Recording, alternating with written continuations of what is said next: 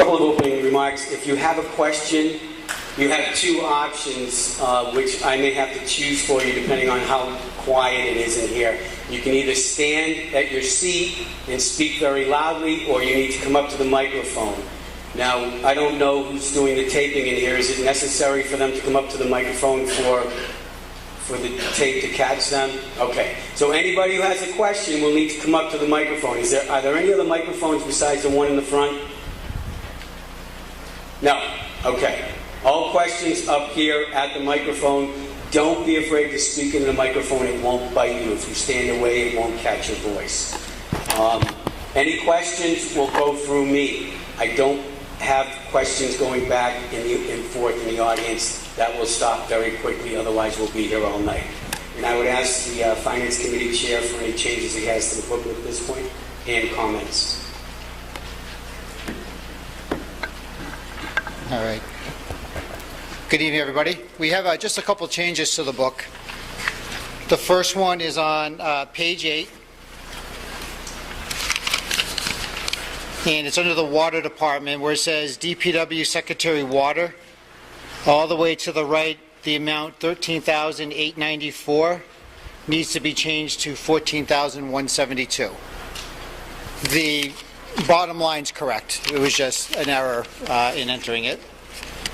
And then the other change, hang on one second.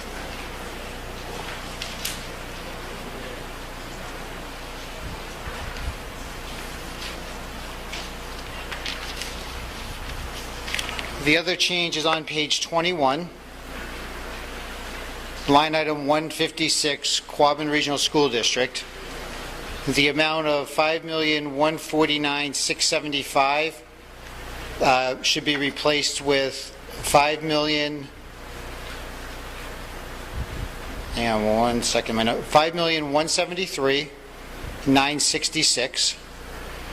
That changes the school total to $5,518,517, and it changes that total Article 12 number to $10,479,772.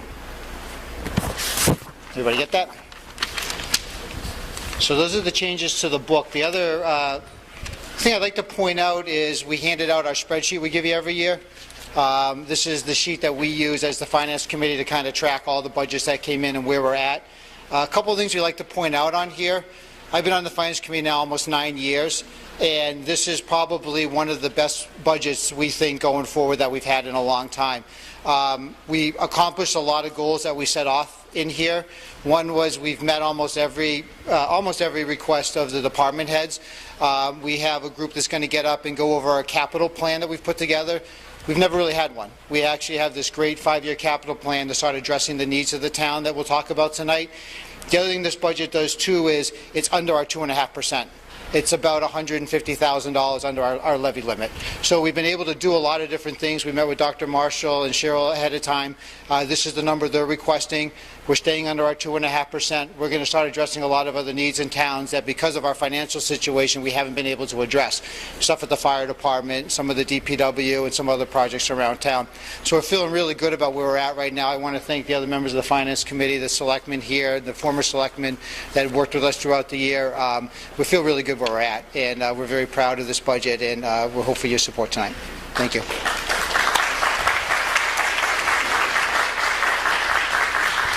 Thank you, Mr. Tuttle. Do we have a presentation that we're going to make before we open the warrant?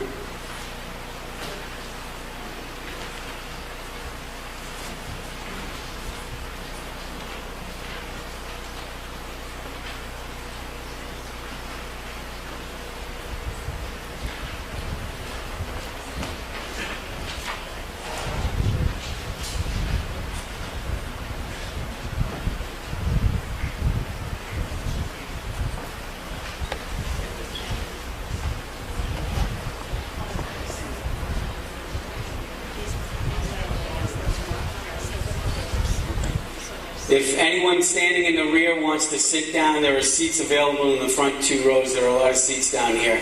If you want to be voting on items, you need to be sitting, not standing. Thank you.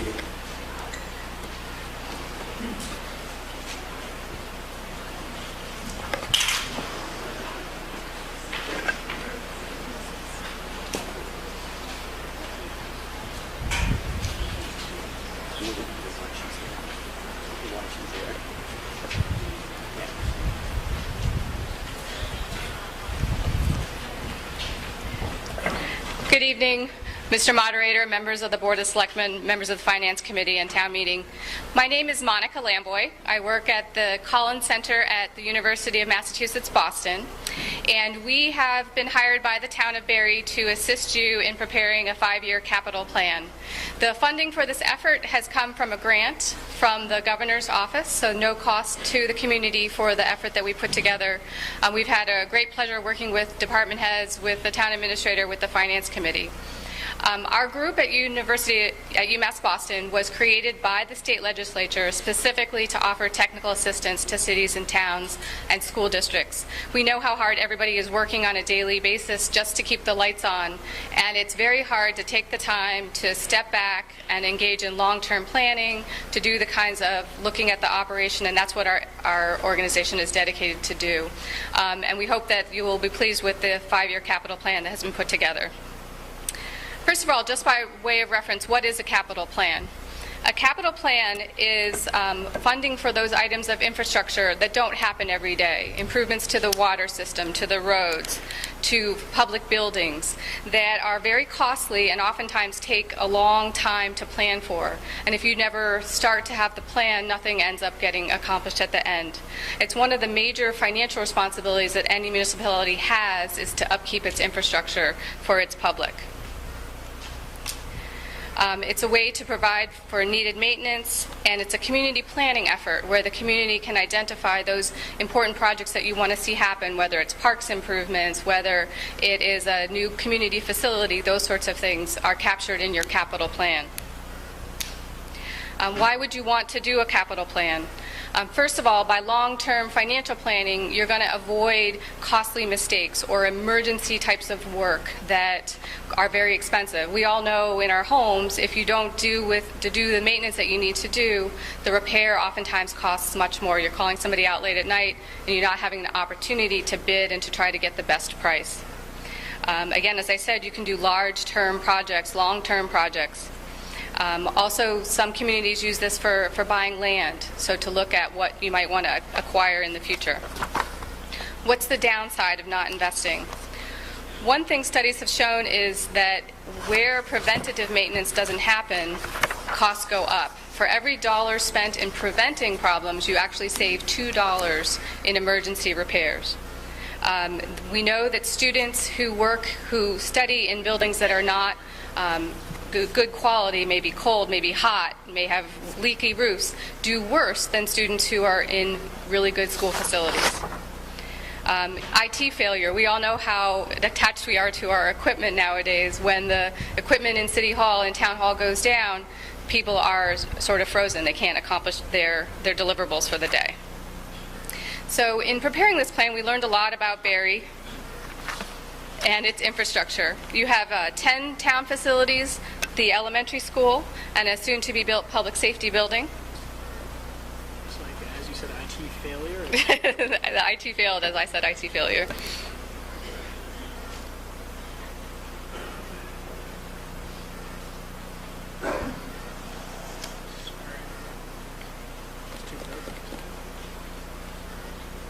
He didn't do it on purpose so that you would approve his section of the plan. I will admit.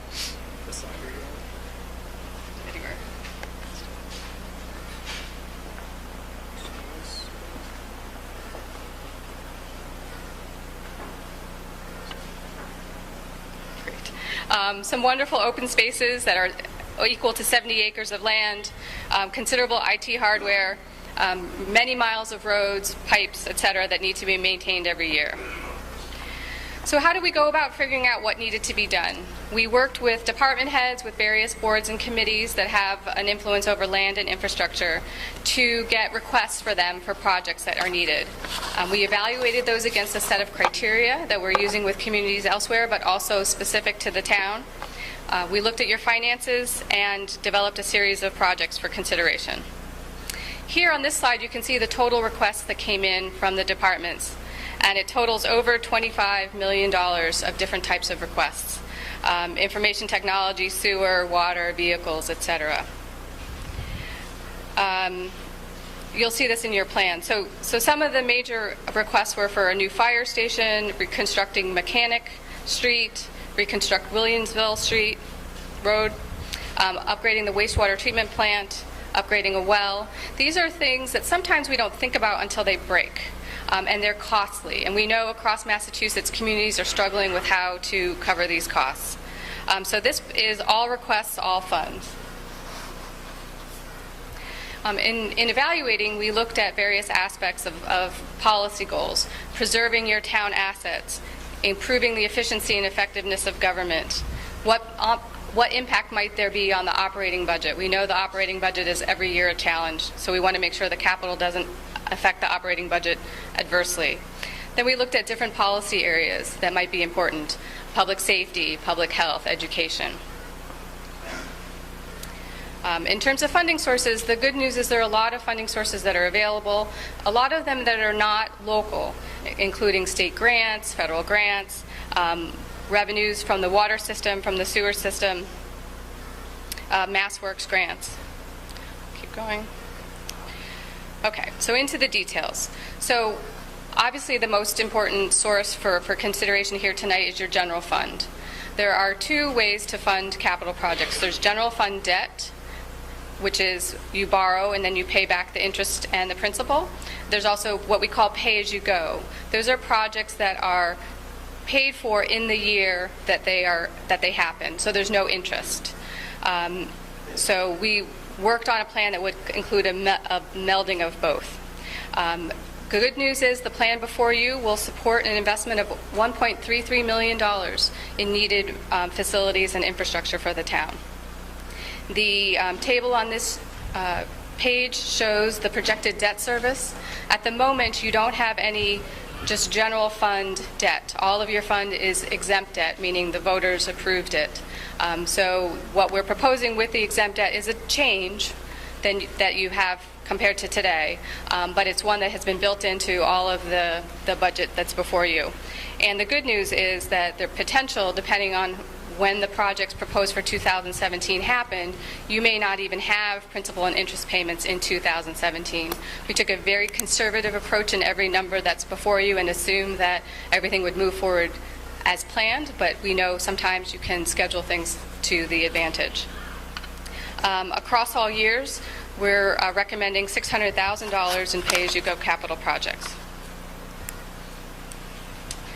The next fund we looked at was the water fund. And this is a graphic that shows the existing debt on the water fund and future debt and future pay-as-you-go. So in green is the existing debt that's going to the water enterprise. The great news here is that it's declining. You can see it going down. What we always recommend is recapturing that money because there's always more that needs to get done. So you'll see in the graphic we tried not to go much above where you are today on the water enterprise. It's a little bit higher, but a lot of really important work will be able to be done to the water system under this plan. And there will not be you will not be able to feel it significantly. This next graphic shows the sewer fund. Again, the existing debt is shown in green. It's going down, which gives an opportunity to identify new projects that you can borrow for or pay as you go for. And you can see the proposed schedule for new work. The sewer plan will allow for $1.7 million of investment in the sewer system in town. What you really should, I hope, feel very proud of is the amount of outside money that the administrators here have been able to bring into the community for this plan.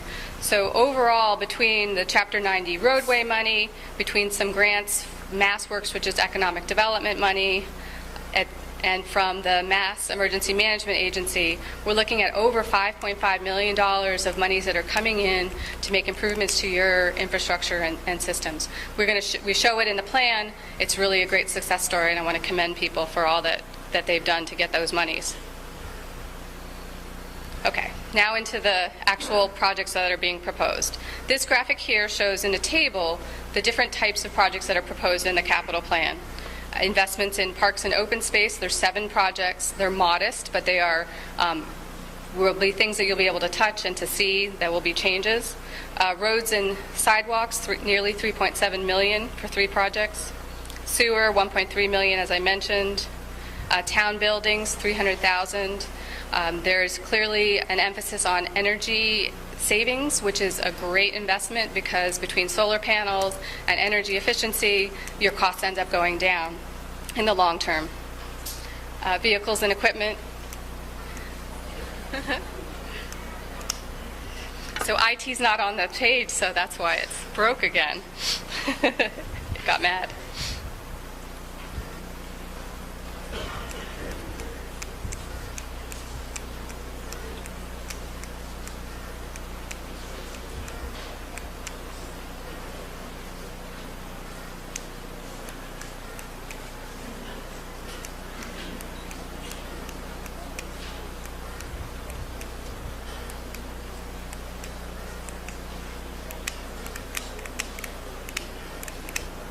Okay, there we go. Thank you.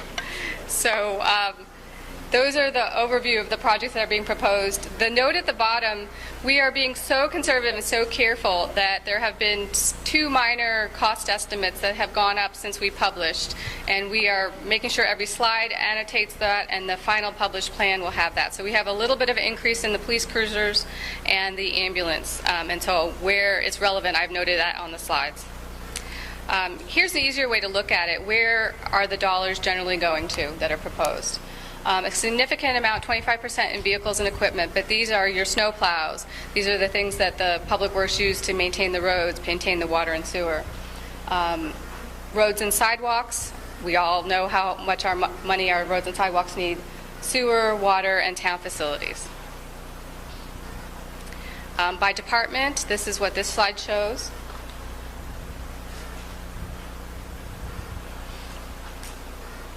Okay, and this is an important one by funding source, and it really emphasizes what I said before about how much money for this plan is coming from outside resources. So the total plan as proposed would have $1.3 million of projects funded by debt, just under $600,000 for pay-as-you-go, but also funding from the water enterprise, the sewer enterprise, and outside grants. So over half of the total plan is coming from outside resources. Proposed projects. So I'm going to just run through a couple slides. I know you're going to consider each one of these independently, but I'll give you kind of a quick overview of the projects for consideration. The projects funded by debt are shown on this slide. The debt is usually for larger pieces of equipment, larger pieces of infrastructure that you would want to fund over a long period of time.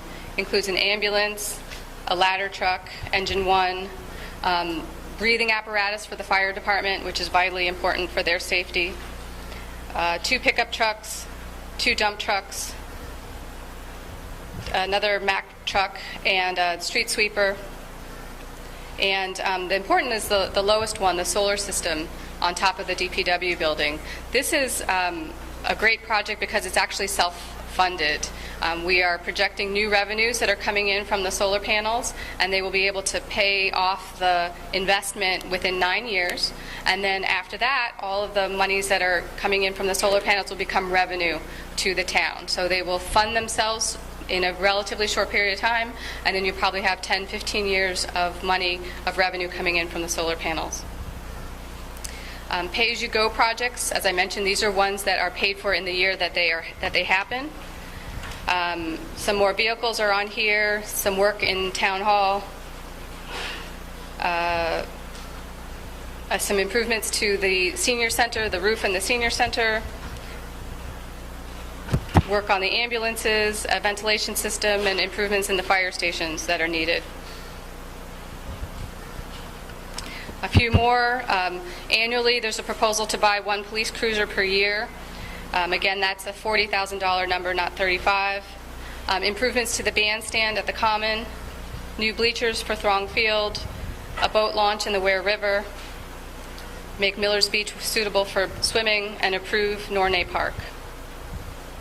The water projects are there. Some of them are equipment, but importantly, annual investment improvements in the water system so that they will continually to be changed and improved, and upgrades to the well.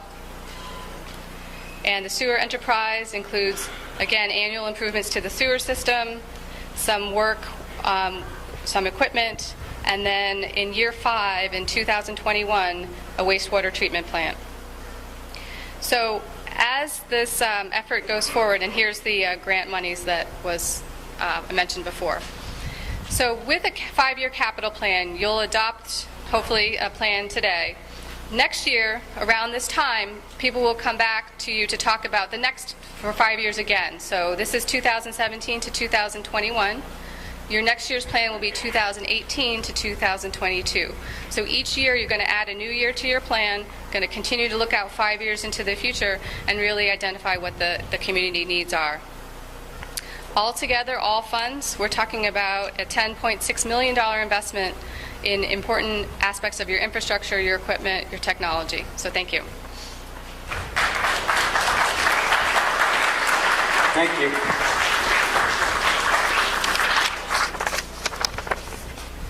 Okay, before we get to the articles and the motions thereon, I have to do a quick read through the opening of the warrant. So, Town of Barry Annual Town Meeting, June 21, 2016, Commonwealth of Massachusetts, Worcester, SS.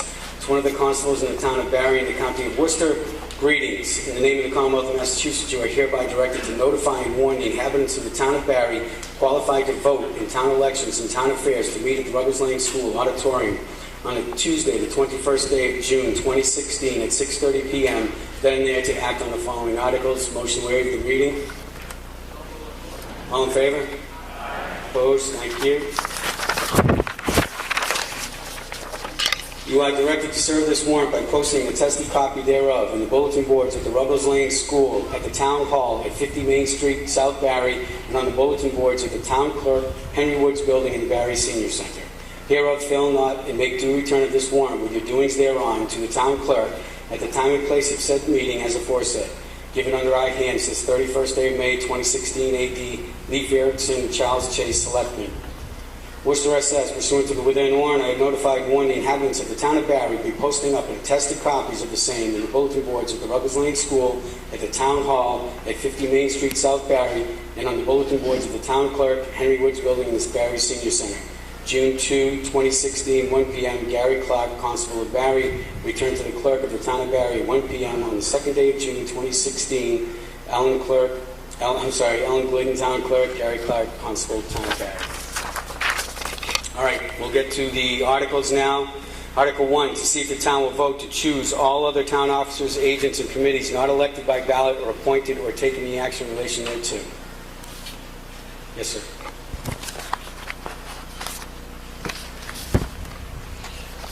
Before I make the motion, I'd just like to express the board's appreciation and my appreciation, and on behalf of the town, to the work that's been done by my predecessor in the office, Kathy Inman. What? Oh, you can't hear? That better?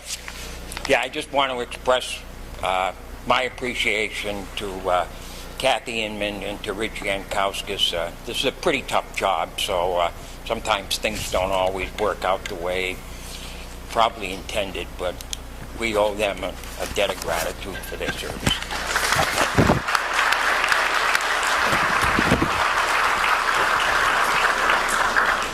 And with that said, I'll make the first motion. Mr. Moderator, I move that the town vote to pass over Article 1 to choose all other town officers, agents, and committees not elected by ballot or appointing having already been acted upon. Second? Is there a second? All those in favor? Opposed? It's unanimous. Thank you. Article 2, to see if the town will vote to hear the reports of the Selectmen, Finance Committee, School Committee, and any other department or committee and act thereon or take any action in relation thereto. Mr. Chase. Yes. Mr. Moderator, I move that the town vote to accept the reports of the Selectmen, School Committee, and any other department or committee, with all annual reports already published, with the exception of the Finance Committee. Motion made, seconded. Finance Committee. Favorable recommendation. Is there any discussion? All those in favor? Opposed? It's unanimous. Thank you.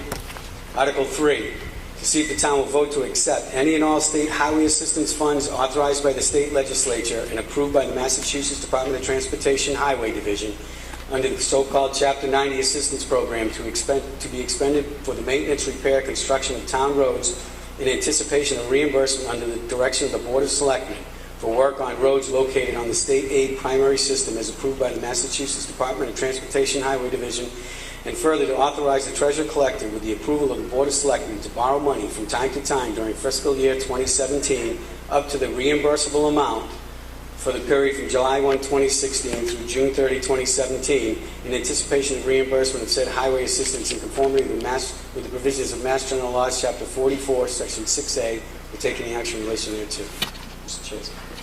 Mr. Moderator, I move that the town vote to accept any and all state highway assistance funds authorized by the state legislature and approved by the Massachusetts Department of Transportation Highway Division under the so-called Chapter 90 Highway Assistance Program to be expended for the maintenance, repair, and construction of town roads in anticipation of reimbursement under the direction of the Board of Selectmen for work on roads located on the state aid primary system as approved by the Massachusetts Department of Transportation Highway Division, and further to authorize the Treasurer Collector with the approval of the Board of Selectmen to borrow money from time to time during fiscal year 2017 up to the reimbursable amount for a period from July 1st, 2016 through June 30th, 2017 in anticipation of reimbursement of said highway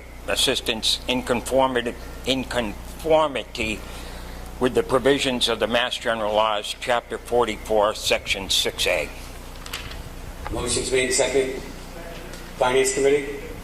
Favorable recommendation from the Finance Committee. Is there any discussion on the motion? All those in favor? Aye. Opposed? It's unanimous. Thank you.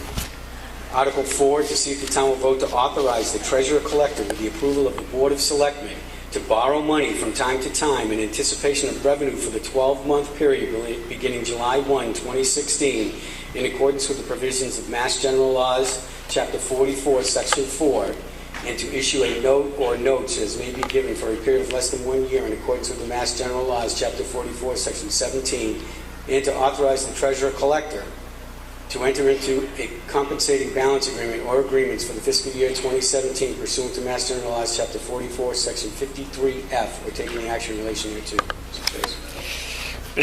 Mr. Moderator, I move that the town vote to authorize the Treasurer Collector with the approval of the Board of Selectmen to borrow money from time to time in anticipation of the revenue of fiscal year 2017, the period from July 1st, 2016 through June 30th, 2017, in conformity with the provisions of the Mass General Laws, Chapter 44, Section 4, and to issue a note or notes as may be given for a period of less than 1 year in accordance with Mass General Laws, Chapter 44, Section 17, and to authorize the Treasurer Collector to enter into a compensating balance agreement or agreements for fiscal year 2017 pursuant Mass General Laws, Chapter 44, Section 53F. Second. Motion made and seconded. Finance Committee, please. Favorable recommendation from the Finance Committee. Is there any discussion on this motion? All those in favor? Aye. Opposed? It's unanimous. Thank you. Article 5, to see if the town will vote to authorize revolving funds for certain town departments pursuant to Mass General Laws, Chapter 44, Section 53E1/2 for the fiscal year beginning July 1, 2016, or take any action in relation thereto. Mr. Chase. Mr. Moderator, I move that the town vote to authorize revolving funds for the Library, Board of Health, Electrical Inspector, Plumbing Inspector, Gas Inspector, Police Department, Council on Aging, and town departments utilizing permitting software pursuant to Mass General Law 44, Section 53E and 1/2 for the fiscal year beginning July 1st, it should be 2007, July 1st, 2016, as printed in the Finance Committee booklet. Motion is made. Seconded. Finance Committee, please. Favorable recommendation from the Finance Committee. Is there any discussion on the motion? All those in favor? Aye. Opposed? It's unanimous. Thank you.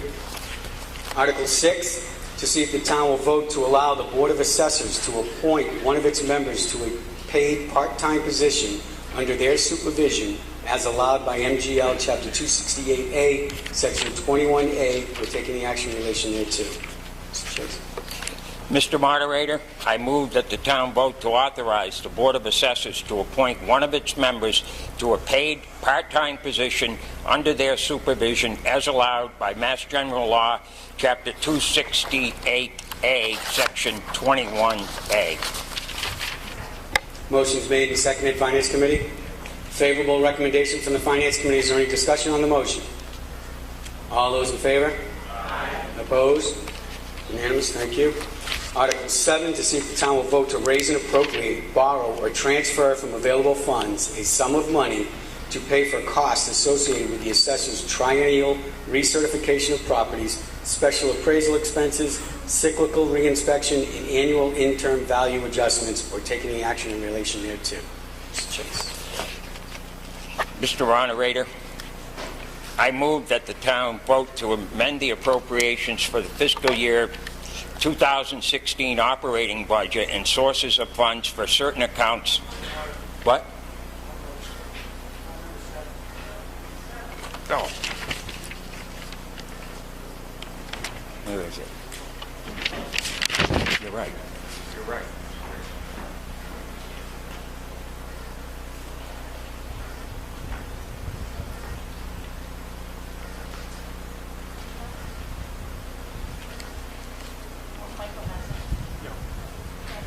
Mr. Moderator, I move that the town vote to raise and appropriate $20,000 for costs associated with the assessor's triennial recertification of properties, raise and appropriate $1,500 for special appraisal expenses, raise and appropriate $6,000 for cyclical reinspection costs, and raise and appropriate $7,700 annual interim value adjustments for a total of $35,200. Motion's made and seconded. Finance Committee.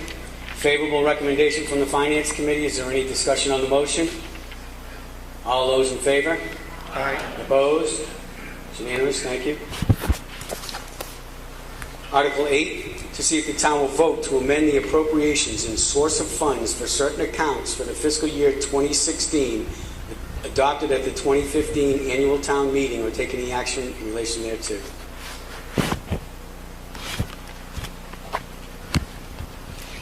Got a little carried away there for a minute. Mr. Moderator, I move that the town vote to amend the appropriations for fiscal year 2016 operating budget and sources of funds for certain accounts for the following line items: to transfer $34,375 from line 132 health, dental, life, and Meditax, and $18,625 from line 133 general insurance for a total of $53,000 to line 47 police department salaries as shown in the Finance Committee booklet, to transfer $7,000 from line 36 Finance Committee clerk and $650 from line 13 regional IT salary for a total of $7,650 to line 116 veterans benefit for a new total of $77,650 as shown in the Finance Committee booklet. To transfer $562 from line 13 regional IT salary to line 53 police training for a new total of $12,872 as shown in the Finance Committee booklet. To transfer $139 from line 13 regional IT salary to line 70 civil defense for a new total of $1,139 as shown in the Finance Committee booklet. To transfer $2,587 from line 13 regional IT salary to line 15 town accountant salary for a new total of $44,356 as shown in the Finance Committee booklet. To transfer $24,999 from line 13 regional IT salary to line 61 fire chief salary for a new total of $97,200 $21 as shown in the Finance Committee booklet. To transfer $41,434 from free cash to line 46, police chief salary, for a new total of $115,728 as shown in the Finance Committee booklet. Is there a second? Motion's made and seconded. Finance Committee. Favorable recommendation from the Finance Committee. Is there any discussion on the motion? Hearing none. Yes, sir. Sir, if you're asking a question, you need to come up with a microphone because we're on camera and no one that's watching this at home will be able to understand. Thank you very much. I was just curious if that meant the police chief's salary is getting raised to $115,000 from $74,000.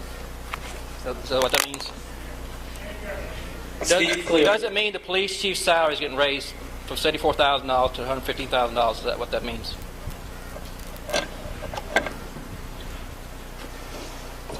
Dave, repeat the question, please. So the question is, why is the police chief salary changing? What we're doing this year, typically this is done at our last Finance Committee meeting of the year. This is our current operating year that we're in. Typically how we would do this would be one account would go over and we would just transfer existing funds above. The selectmen decided to do it at town meeting this year, so that's why we've never done this before, so you're seeing this for the first time. To answer your question, sir, I believe it's the severance package that the police chief is due.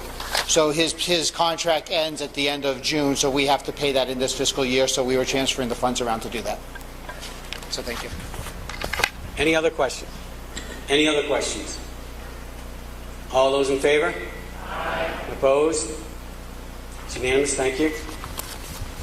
Article 9, to see if the town will vote to appropriate from available funds, free cash, or foundation reserve funds, a sum of money to the fiscal year 2016 Rutland Emergency Communications Center wages account 299-5110 to pay for labor costs associated with a reduction in grant funding and emergency staffing coverage due to unanticipated vacancies and prolonged absences, or take any action in relation thereto. Chief?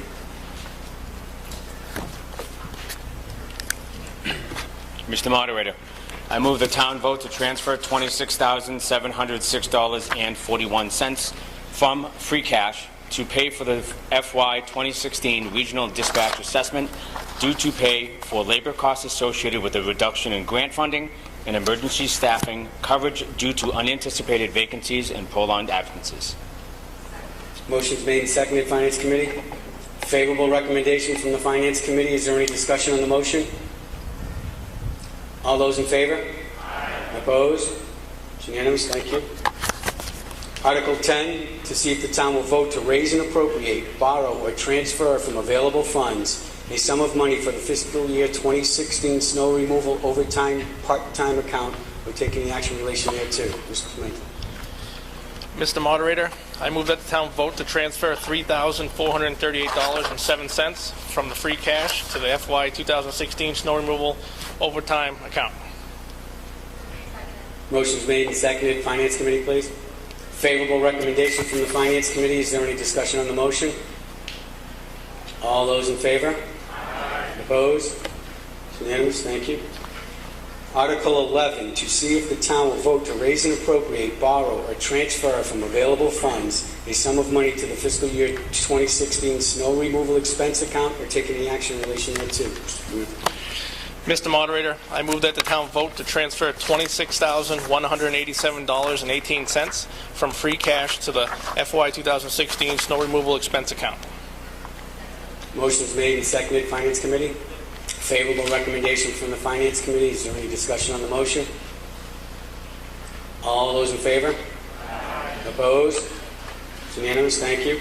Article 12, to see if the town will vote to raise and appropriate, borrow, or transfer from available funds such sums as may be deemed necessary to pay town charges and expenses for the fiscal year beginning July 1, 2016, and to vote to fix salary and compensation of all elected officials of the town in accordance with the provisions of Massachusetts General Laws, Chapter 41, Section 108, effective July 1, 2016, and make all appropriations for the same or take any action in relation thereto.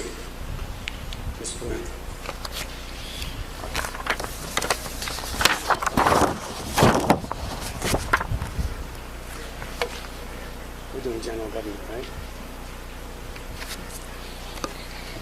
Mr. Moderator, I move the town fix the salaries and compensation of all elected officers of the town as provided for by Section 108 of Chapter 41 of Mass General Laws as amended to raise and appropriate or appropriate from available funds in the Treasury for departmental and incidental expenses of the town for the ensuing year. I'm to raise and appropriate $819,092 to pay the costs of general government as shown in the Finance Committee booklet. Motion's made and seconded. Finance Committee, please. Favorable recommendation from the Finance Committee. Is there any discussion on the motion? What was the amount again? $819,092.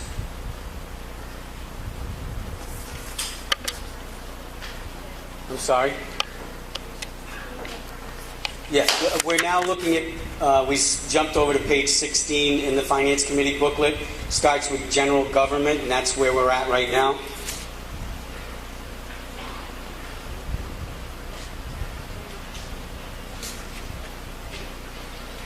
Everybody have that?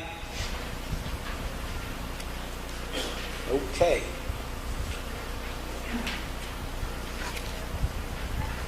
Are there any other questions on the motion? All those in favor? Opposed?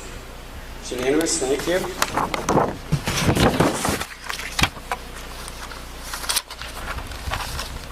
Moving on to police, I believe.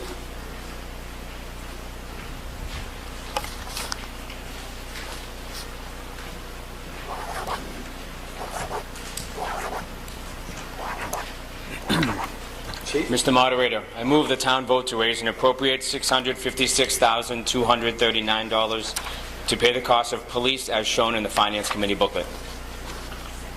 Motion's made and seconded. Finance Committee, please.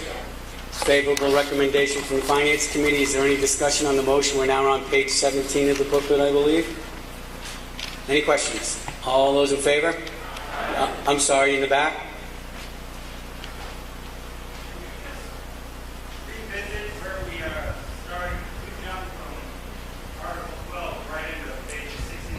We're still on Article 12. It's just that the information relative to Article 12 is starts on page 16 and goes on. You're very welcome. I'm sorry. All those in favor? Opposed? It's unanimous. Thank you. Dispatch, please. Chief. Mr. Moderator, I move the town vote to raise and appropriate $120,835 to pay the cost of dispatch as shown in the Finance Committee booklet. Motion's made and seconded. Favorable recommendation from the Finance Committee. Any questions on the motion? All those in favor? Opposed? It's unanimous. Thank you. Ambulance, please. Charlie? Mr. Moderator, well enough. I move that the town vote to transfer $385,882 from ambulance receipts, transfer $10,000 from New Braintree receipts for EMS services, and transfer $12,000 from the Holden Hospital account for a total of $407,882 to pay the cost of ambulance as shown in the Finance Committee booklet. Motion is made, seconded. Finance. Favorable recommendation from the Finance Committee. Is there any discussion on the motion? All those in favor? Opposed? It's unanimous. Thank you. Charlie? Can we have the motion? Fire, please. Don't be shy. Come right up. Chief?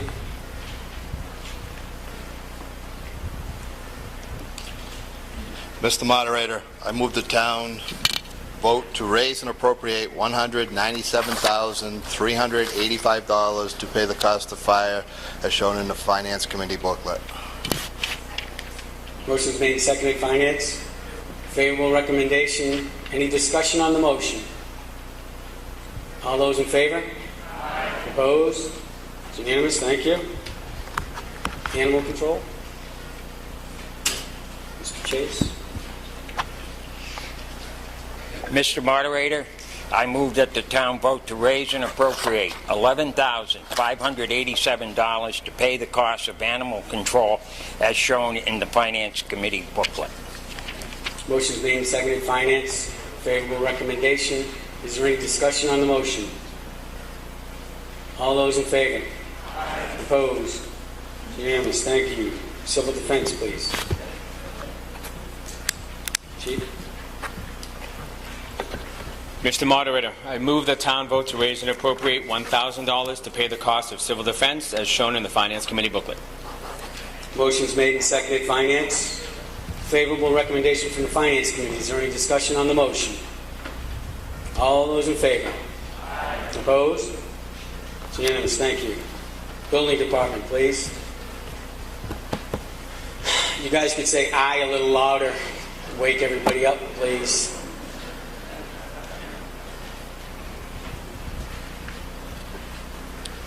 Mr. Moderator, I move that the town vote to raise and appropriate $79,012 to pay the cost of the building department, raise and appropriate $999 to pay the cost of the zoning board of appeals, raise and appropriate $11,694 to pay the cost of the planning board, raise and appropriate $7,694 to pay the cost of conservation for a total of $99,399. As shown on the Finance Committee's booklet. Motion made, seconded. Favorable recommendation from the Finance Committee. Are there any questions on the motion? Mr. Lipson. He loves.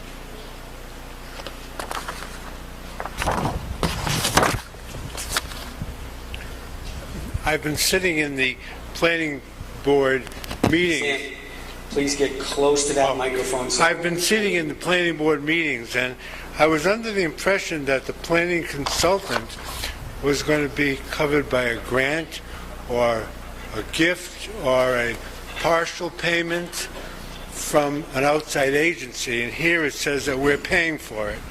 So I'm just concerned about that 16%, even though it's not much money. However, I thought that it was part of an ongoing grant process. Thank you. Does anyone have an answer to the question?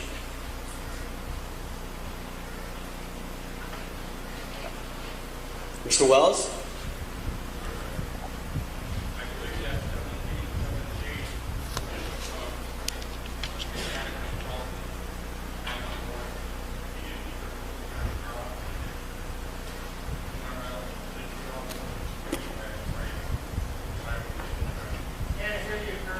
Heather, please help me. I dub you authorized to speak. Hello, everybody. We did receive a grant through DLTA funds, which is through our regional planning agency, and that goes until December of 2016.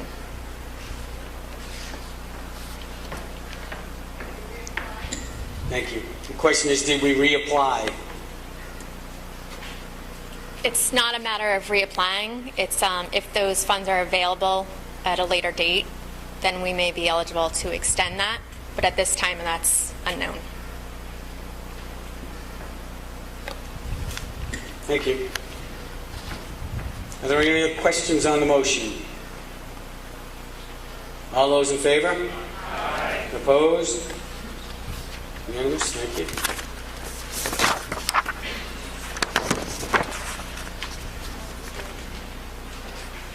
Public Works, Mr. Pimentel. Mr. Moderator, I move that the town vote to raise and appropriate $670,569 to pay the costs of the DPW administration, town roads, and snow removal. Raise and appropriate $24,650 to pay the costs of parks and commons. Raise and appropriate $30,000 to pay the cost of streetlights. Raise and appropriate $33,831 to pay the cost of cemetery. Raise and appropriate $7,500 to pay the cost of tree warden for a total of $766,550 as shown in the Finance Committee booklet. Motion made, seconded. Favorable recommendation from the Finance Committee. Is there any discussion on the motion? Yes, sir.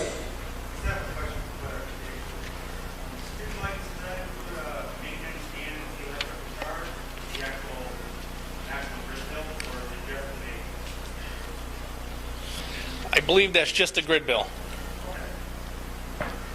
Thank you. Any other questions? All those in favor? Aye. Opposed? It's unanimous. Thank you. Culture and Rec.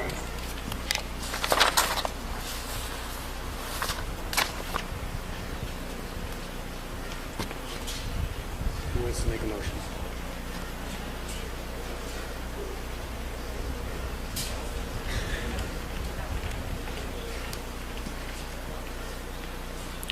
Mr. Moderator, I move that the town vote to raise and appropriate $6,000 to pay the costs of recreation, raise and appropriate $2,490 to pay the costs of the Youth Commission, raise and appropriate $1,203 to pay the costs of historical, raise and appropriate $1,500 for holiday decorations, raise and appropriate $203,396 to pay the costs of the library, for a total of $214,589 as shown in the Finance Committee booklet. Motion's made, seconded. Finance, favorable recommendation. Is there any discussion on the motion? All those in favor? Aye. Opposed? It's unanimous. Thank you. Health and Human Services, Mr. Baker. Mr. Moderator, I move that the town vote to raise and appropriate $78,789 to pay the costs of the veterans' benefits, raise and appropriate $26,923, and transfer $41,744 from transfer station receipts for a total of $68,667 to pay the costs of the Board of Health, raise and appropriate $59,089 to pay the costs of the Council on Aging, for a total of $206,545 as shown in the Finance Committee booklet. Motion's made and seconded. Finance, favorable recommendation. Is there any discussion on the motion? Yes, sir.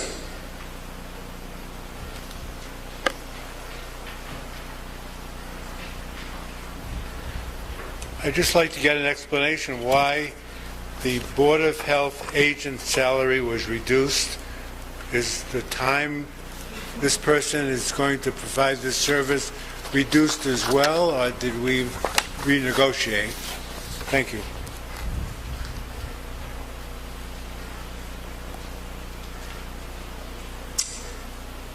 Who has the answer to the question? Ms. Lemieux, thank you. That line item was reduced. That's based on actual costs that was spent. It's a per diem position. They're not an employee of the town. Thank you. Any other discussion on the motion? All those in favor? Aye. Opposed? It's unanimous. Thank you. Insurance, please.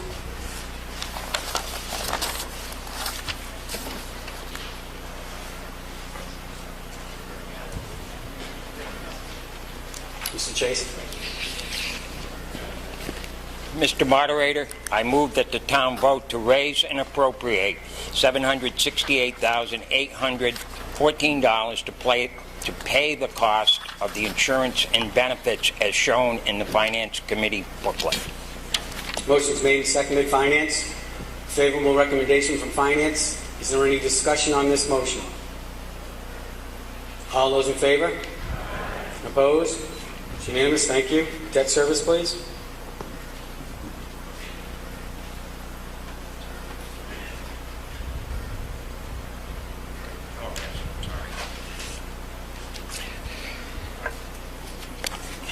Mr. Moderator, I move that the town vote to raise and appropriate $416,394, transfer $75,000 from sewer retained earnings, and transfer $87,244 from water retained earnings for a total of $578,638 to pay the costs of maturing debt and interest as shown in the Finance Committee booklet. Motion is made and seconded. Finance. Favorable recommendation from the Finance Committee. Is there any discussion on the motion? All those in favor? Opposed? It's unanimous. Thank you. Purchasing, please. Mr. Moderator, I move that the town vote to raise and appropriate $112,700 to pay the costs of central purchasing as shown in the Finance Committee booklet. Motion's made and seconded. Finance. Favorable recommendation. Is there any discussion on the motion? All those in favor? Opposed? It's unanimous. Thank you. Schools. Monty Tech.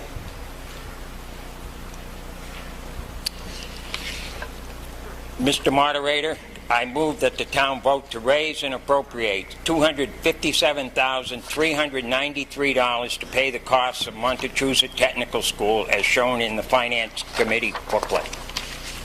Motion's made and seconded. Finance. Favorable recommendation. Is there any discussion on this motion? All those in favor? Opposed? It's unanimous. Thank you. Mr. Quadman, please.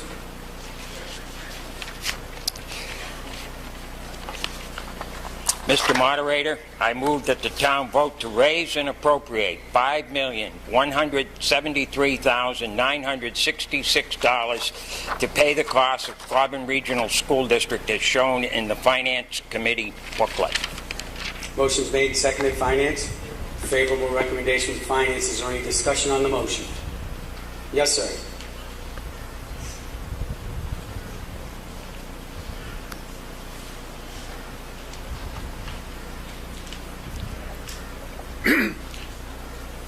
I'm seeing that the Montechusett Technical went down 5%. The debt service, of course, normally goes down as we pay our bills. However, the Quabbin Regional School District, even though the district has fewer students and they're considering closing some schools, the original request was 14%, and it has been amended or negotiated or adjusted to be 6%, which still is quite a bit of money. And I think this is one of the reasons that we have a secret ballot, and I'd like to call for a secret ballot in this regard. Thank you. You'll have an opportunity to vote on that. There's a motion made for a secret ballot. Is that what you did, Sam? That requires a second. Motion made and second. I'm sorry? It's seconded. Motion made and seconded for a secret ballot. So this is a motion that's separate from the main motion.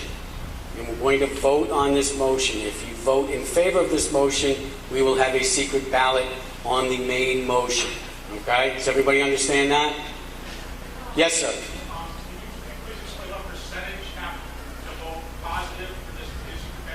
Majority. Oh, no, it's 10% of those voting. 10% of those voting. Correct? 10% of those voting. Okay? So we'll be counting, I guess, is the point. Thank you. Does everybody understand what we're voting on? We're voting on whether or not to do this as a secret ballot. That's all we're voting on now. Do you want to do a secret ballot? Any questions? All those in favor of a secret ballot, please. Yes, ma'am. Oh, wait for me to finish. And you're going to stand. You're not going to raise your hand because we're going to count. All those in favor of a secret ballot, please stand. And I will ask my counters to please count.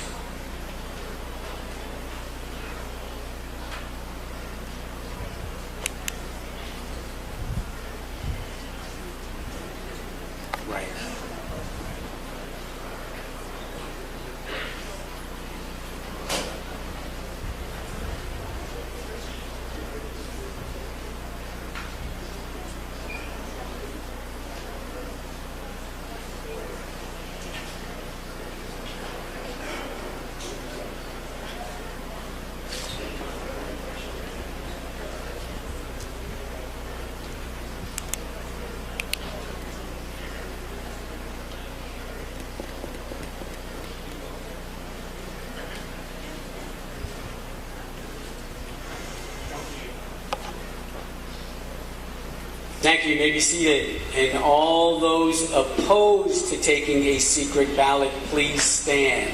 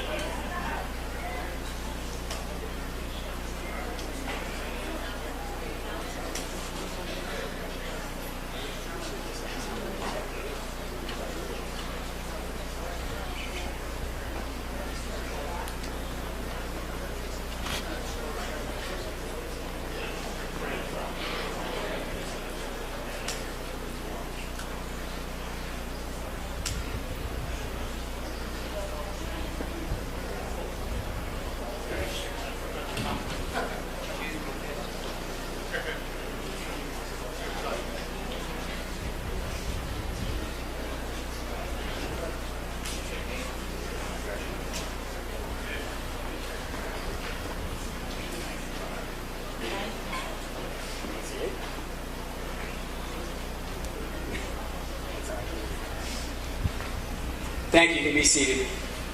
This might take me a minute to add.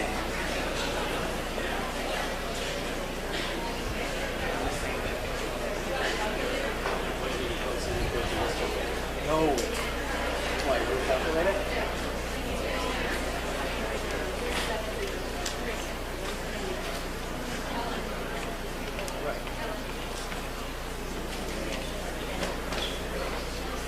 Right. It's really close. Yeah. Yes, the motion carries by a vote of 130 to 43.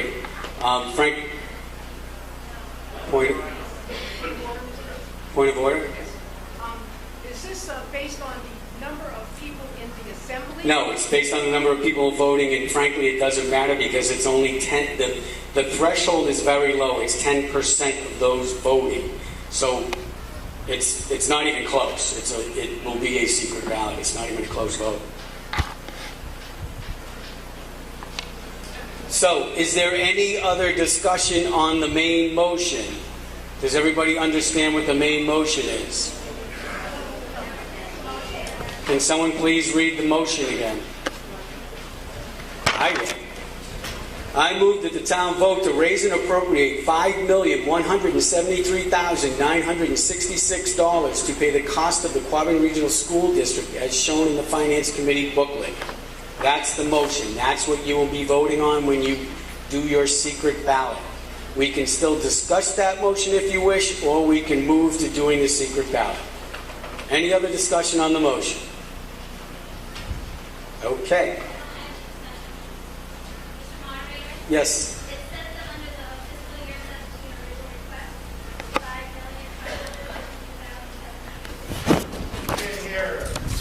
Come on up to the microphone.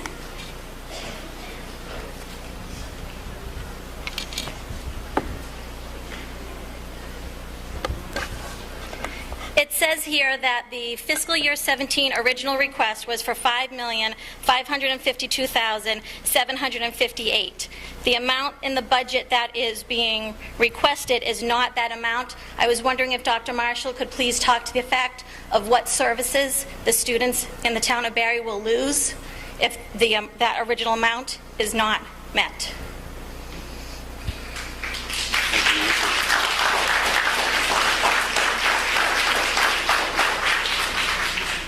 Would you like to speak to that?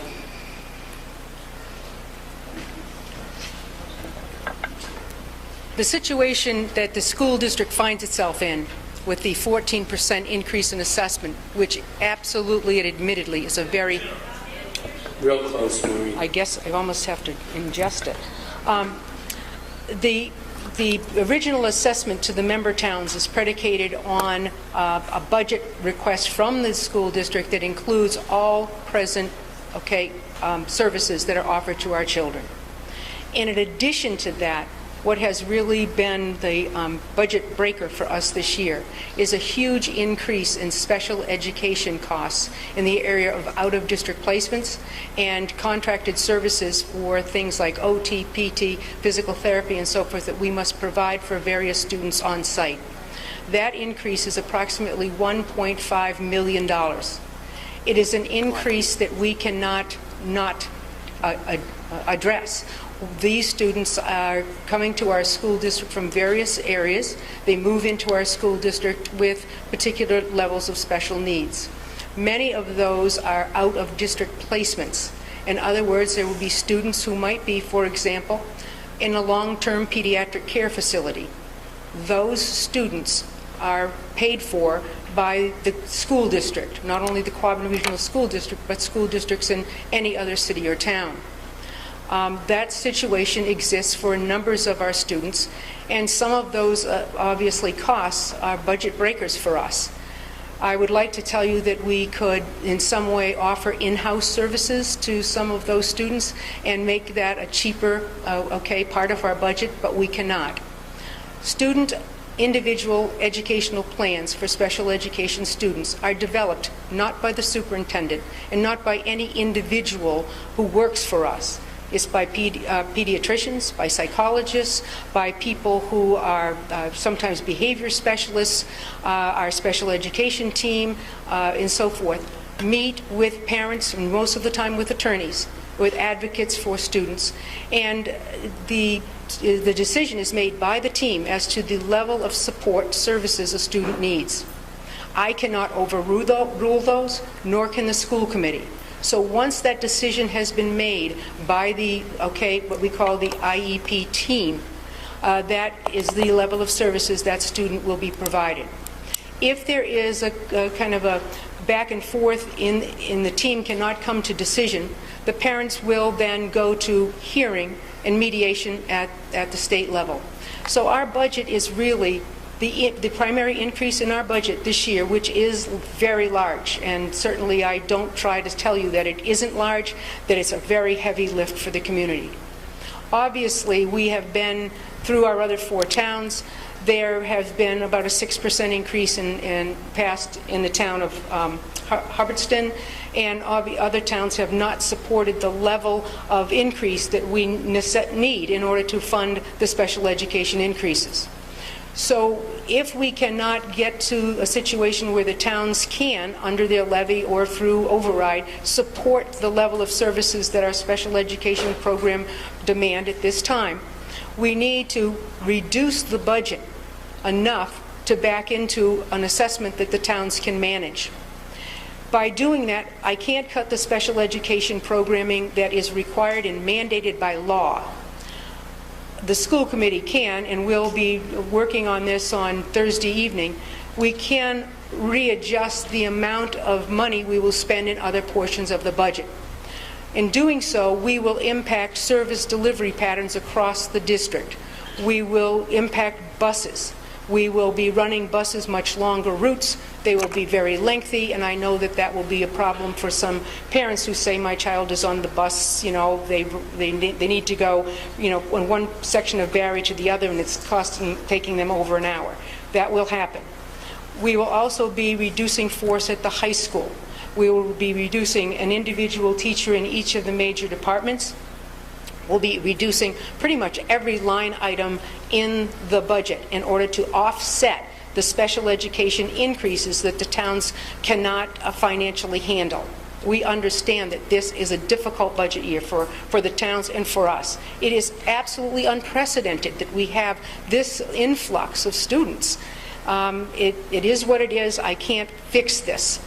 And there's no question, if the 5 towns cannot support that very large increase of that over in excess of $1 million in special education costs, students will lose services. Class sizes will be increased across the district, and we may have to even adjust the way in which we provide what we call specials, which would be art, music, physical education at the elementary schools. Those programs will also be impacted with larger class sizes, etc., at the high school.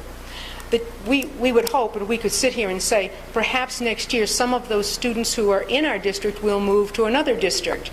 But that's probably unlikely. Students who are, they age into our special education program at 2 years, 8 months, and they exit our program through their 22nd birthday. So they are with us a long period of time, and I know that most of you don't understand that school districts are responsible for medical placements, not only what you would consider helping and assisting in learning to read and so forth. So that's the crunch of it all. So there's no question that we are prepared to reduce the budget another $1 million, because the law says we cannot enter into a budget year having an expenditure pattern which exceeds what you are able to raise and appropriate in the member towns. So we're prepared for the worst, hoping that working with the towns and so forth, that we will be able to increase some, of the other towns what they have voted, and produce the best possible educational program for all kids that we can. Thank you. Yes, sir.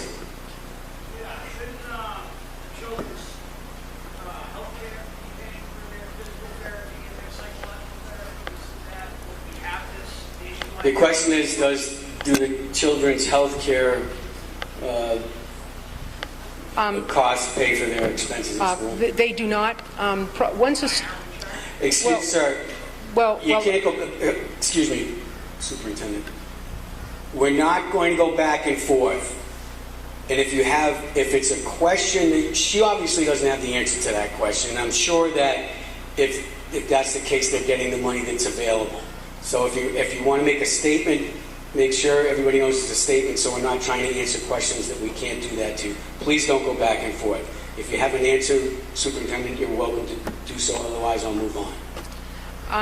We do have access to some Medicaid money, but it is very limited, and basically the private insurers do not have the obligation to become involved in what they would term getting educational program opportunities. That is clearly in the bailiwick of the public schools. Thank you. Yes, behind Mr. Lipson, please.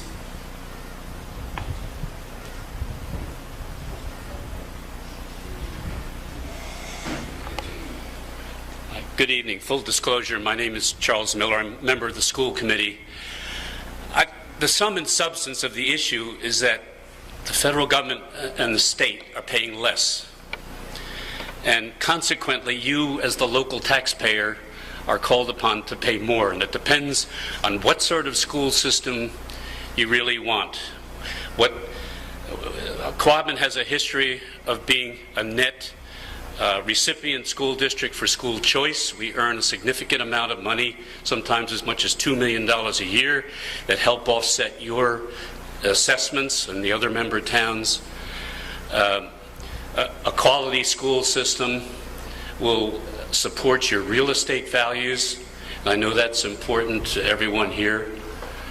So I personally have seen the great things that are being done at the elementary school level, which really signifies the direction in which a town, a state, a country travels as to how well educated their elementary school students are. And the intervention groups with the homeroom teachers and the math and English language specialists, say at Ruggles Lane and the other elementary schools, are doing a fabulous job. I've been, probably as Maureen will attest, as scrutinizingly critical of budgets as member of the budget committee on the school committee for my past 8 years here as anybody else. And given all the metrics that we have to compare us with other regional school districts, Quabbin has historically performed very well in terms of cost per student, near the bottom. So I think you're getting the best bang for your buck that you can, but I think there comes a time when you have to kind of put your money where your mouth is and the rubber has to meet the road, not to use too many metaphors, but to support a quality school system. Thank you. Thank you. Are there any other questions? Sam?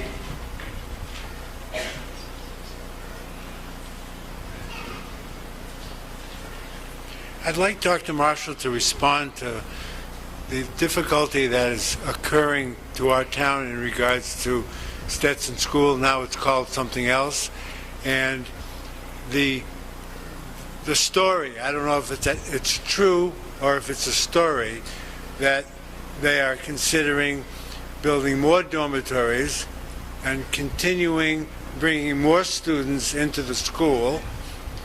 And I'd like to get some response in that regard. And second of all, this school has lost all of its home ec and the other shop types of courses that we all had. I'm saying we all, well, I'm 72, so I clearly had it.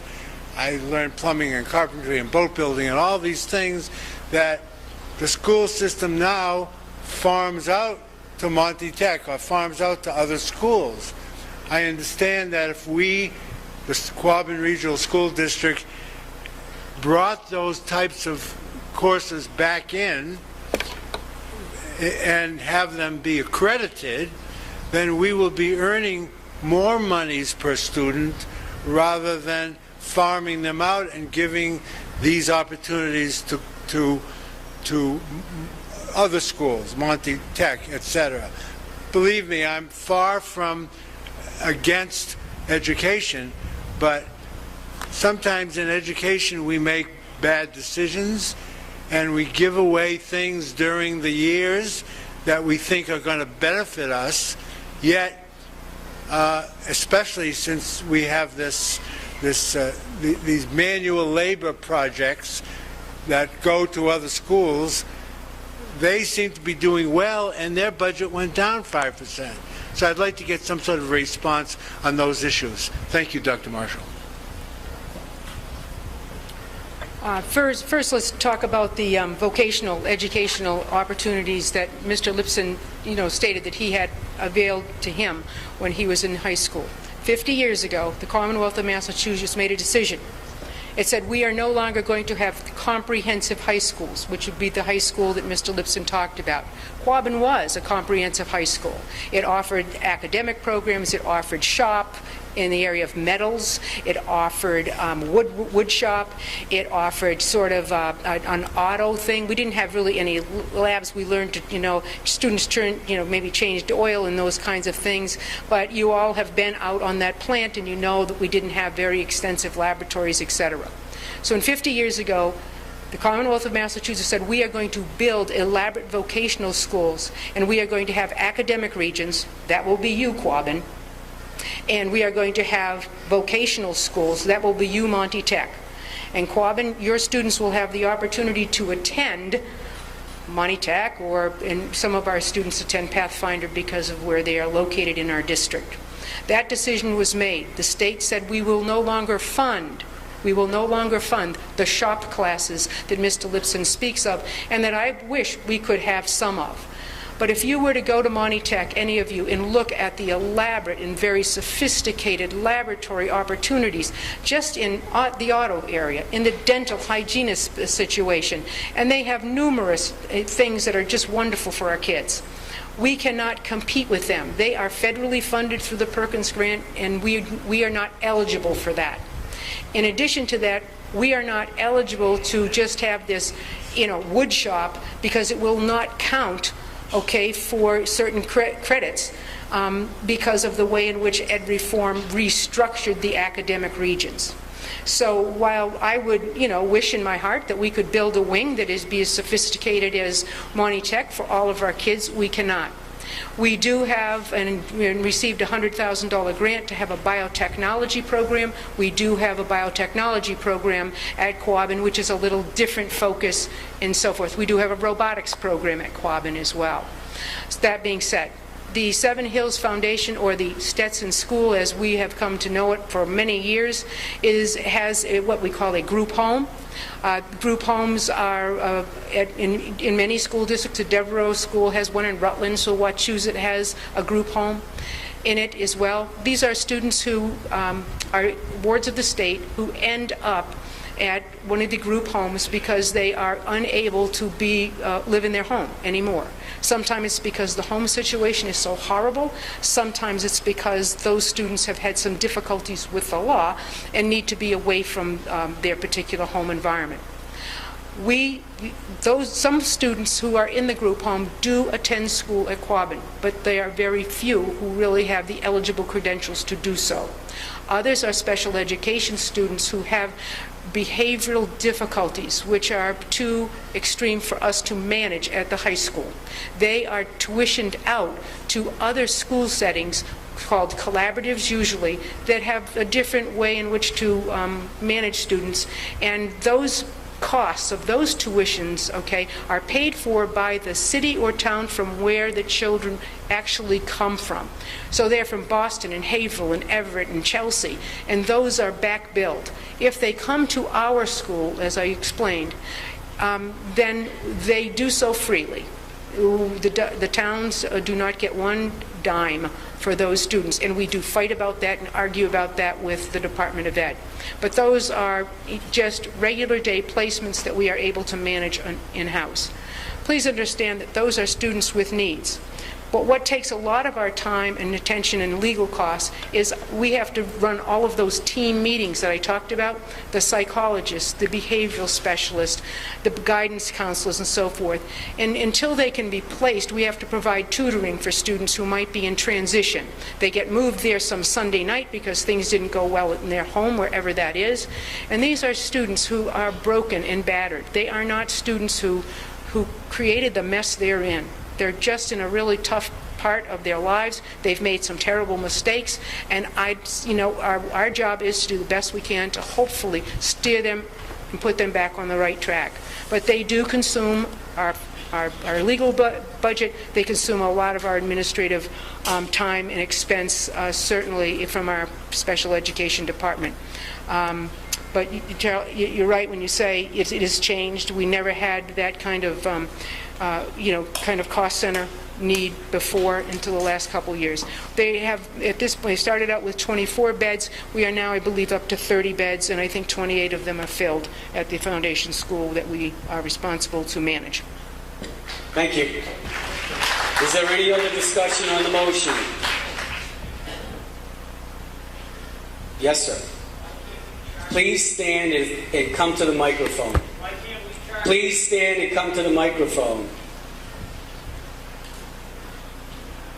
Why can't we charge the towns that they come from through school choice?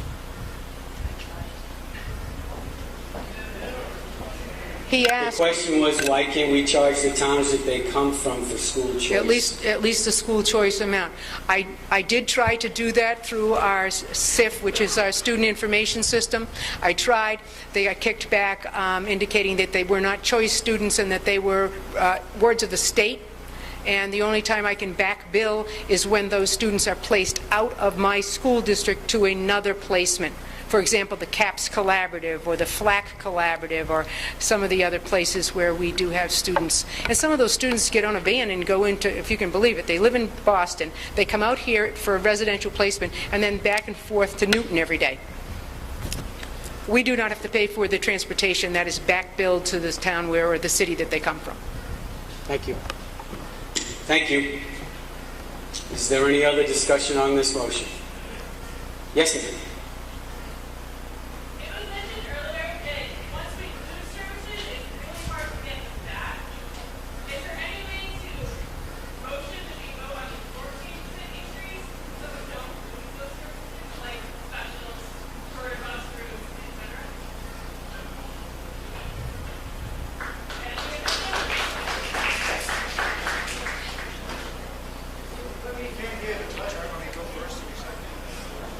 The question was, could we just simply vote the 14% increase that we, sent as our request?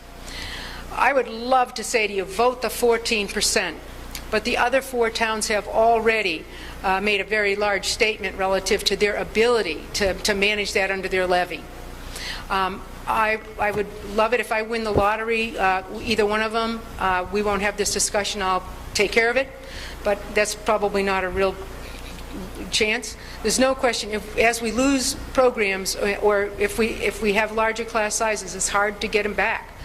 I would tell you that we have a revenue issue as well this year, because last year we put $900,000 in addition to about $1.7 or $8 million of school choice to the towns to depress assessments. We don't have as much money to depress assessments this year, so that's a little more difficult. But you have a levy capacity issue, and I would say we have been working very closely with the Finance Committee in Barry. They are doing a Herculean job working with us. They always have. I know that if they voted, they could be probably, you could vote this 14%. My guess is, at the special town meeting in the fall, they would say to take from the Quabbin Regional School District line item, etc., because the other towns are probably very hard pressed to carry the amount of weight Barry could. And I appreciate the intention, but I know as a school committee we are going to be working through this and working with the town. And I certainly understand your resistance to looking at a 14% increase in assessments. I get it. And certainly we wish we weren't here asking. But it is not anything that I could control. I wish I could. And so we're going to try to mitigate some of the impact of that, at least for the 1 year, and live in hope that we will be able to restore as much as we can, as quickly as we can. Thank you. Thank you. Follow up?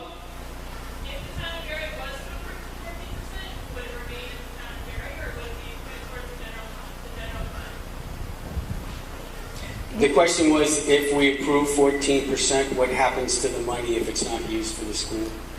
Basically, the Budget and Finance Committee you could probably answer this better than I can. They could use it for other things. So 2 things would happen tonight. We have to leave here with the balanced budget.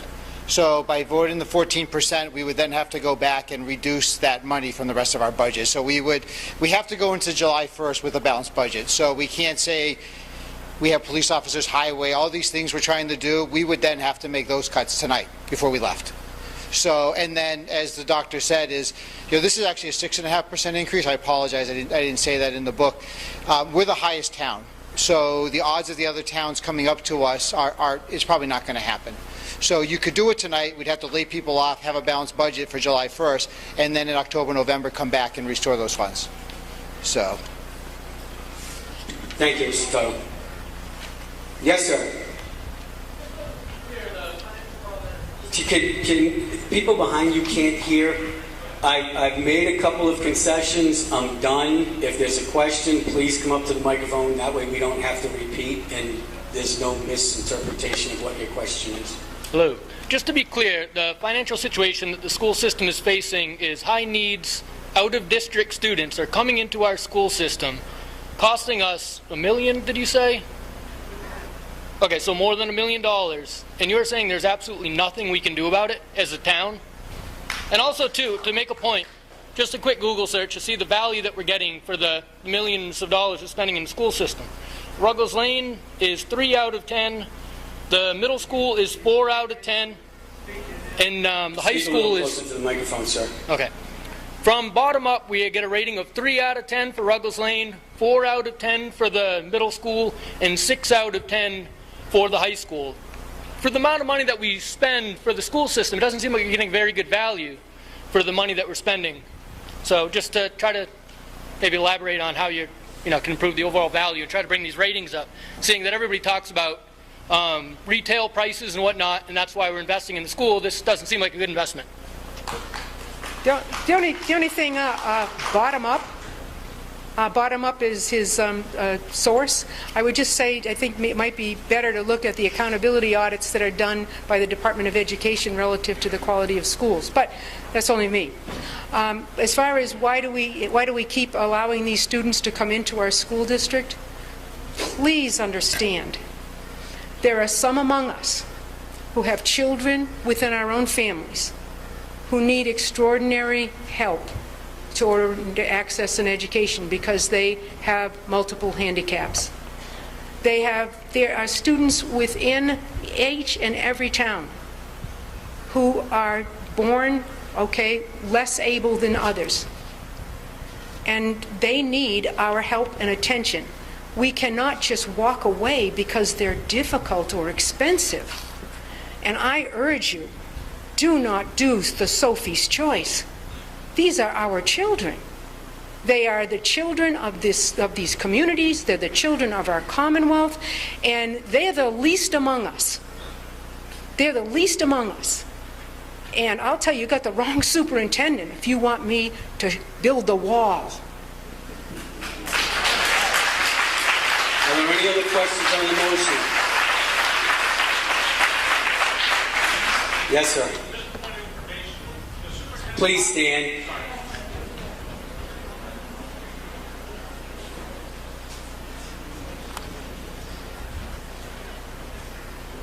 When the superintendent talks about out-of-district placements, I just want to understand, are you talking about students that live in our district that we are obligated to send out of our district? So we're not talking about students that come in and then we send out. We're talking about students that actually live in Barry that we are obligated to send somewhere else because of their special needs.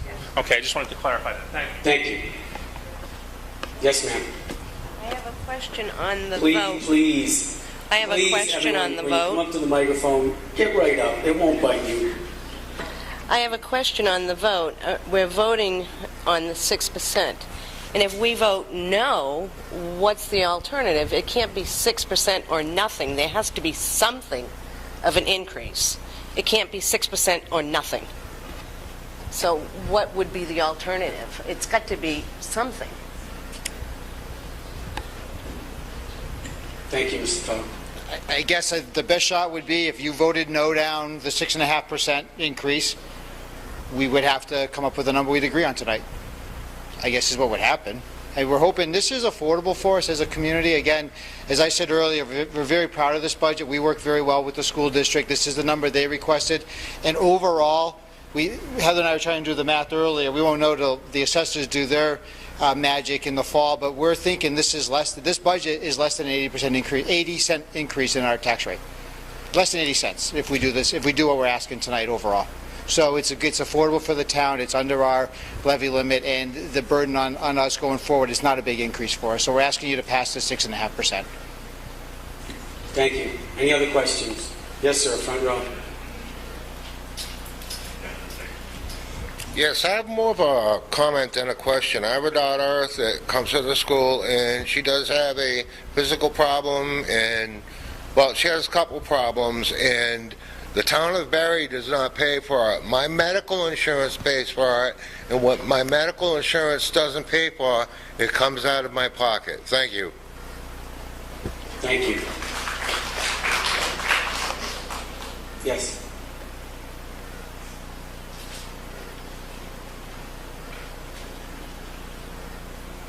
I have a question. You said that school choice brings in money.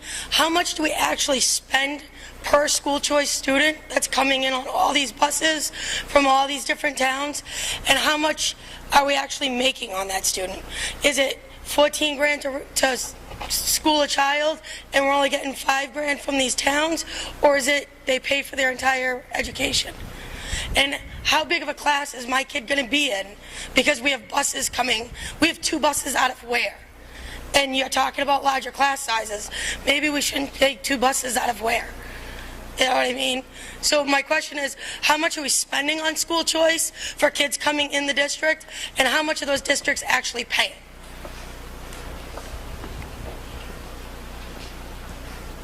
it? The school choice amount that a district can receive from a school that is sending us a student who is designated school choice is $5,000. If you look at the per pupil expenditure of a district, you know, it varies. But on the DESE website, I believe it's about $14,000 and change. What schools do who accept school choice is, for example, if I have or if the district has a classroom, for example, where I have 13 students that are going to take a particular, they're in grade 3, say over in Ocam, and there's 16 of them in that class, and I have a teacher and the books and so forth. If I take 2 more kids in that class, because I'm very conscious about not oversubscribing and taking too many students, then I can get $10,000 for the 2 students who arrive with no additional costs. I already have the teacher, I heat the building, I light the building, I do all of those things. In order to have a workable school choice program, one has to be very cautious about what grade levels the students are in and how many you will take in those grade levels. Any large classes that we have pretty much are just our own students, where they are, we take very few students in Barry on school choice. We take more school choice students in Hubbardston because they have a lot of capacity. We take several school choice students up in the high school, probably offsetting the number of kids who are going off to vocational schools or private schools. So we're very conscious about doing that. We earn between probably $1.7 and $1.9 million a year, which we use primarily to pay teacher salaries, and we invest immediately back into the schools. Most of you probably have read the articles about the Quabbin Regional School District being the largest school choice district in the Commonwealth of Massachusetts. We have been probably since the mid-90s and continue to be. It is school choice that has brought us a Chinese program, the track, the lights, and the orchestra program, and the robotics program, and those kinds of, quite frankly, programs that we couldn't have afforded without it. We're very conscious about how we bring the students into our ranks so that we do not incur very large costs, or that they do not create a large class size somewhere, which is, for us, we have to add a teacher. If you have to add a teacher, don't take the students. It's where you have a little dip in a population. You take a couple students to sort of fill it in, because if I'm teaching and I have 18, it really doesn't matter if I have 20. And that $10,000 goes right back into the classroom to afford things that we couldn't afford without more help from you. And we have had about, a $1.8 million for about 20 years. So if you do the math, it's really worked to our benefit. Thank you. Yes, sir. Mr. Moderator, make a motion to move the question. Motion's been made to move the question.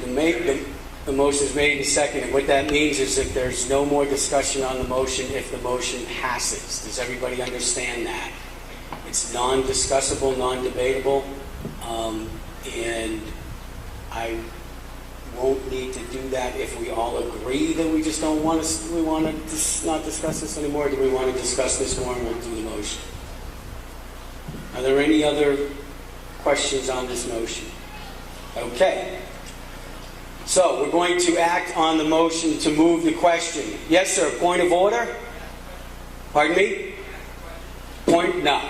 There are no questions being allowed right now. We're acting on a motion to move the question. That means no one will be able to ask any more questions, and then we'll take a vote on the main motion. Because Mr. Stady made a motion that was seconded to move the question, which means that there are some people in the audience that feel that there have been enough questions. So, right now we're going to take a vote on the motion to stop debate, stop talk on the question. Everyone in favor of that motion, please stand.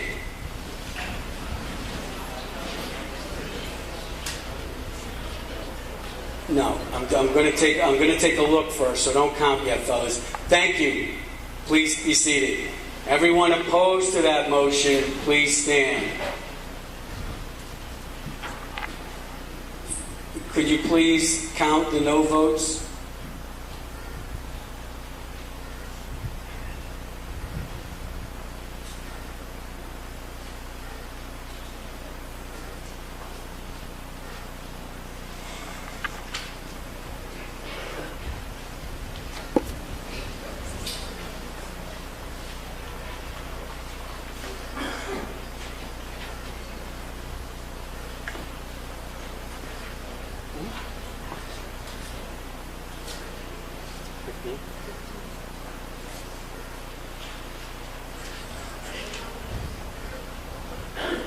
Would everyone on this side please stand?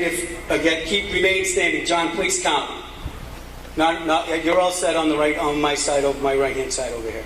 John, please count on this side. Are you people standing against the wall to be counted, or you're just standing there? You can't stand. Either sit down or leave. Those are your two choices. Because if you're standing, you're being counted on a standing count. Not kidding. See that guy in the blue? He will make you leave if you don't sit. Thank you. 1, 2, thank you. The reason he didn't count you is because you weren't standing in your seat. It was a little confusing for him, so 2. So there's a total of 17. I can have the yeses stand back up and try and count them, but it's a 2/3 vote, and I would make the determination that it passed unless someone wants me to have them count the noes. Does anyone want me to have the... I'm happy to, honestly.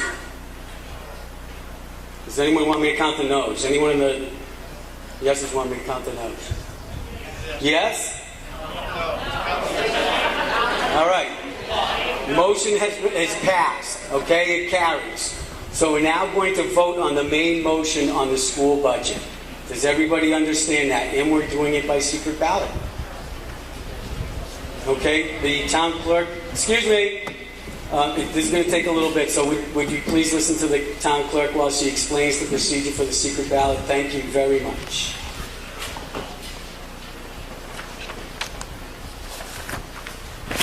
Okay, everybody, when you checked in,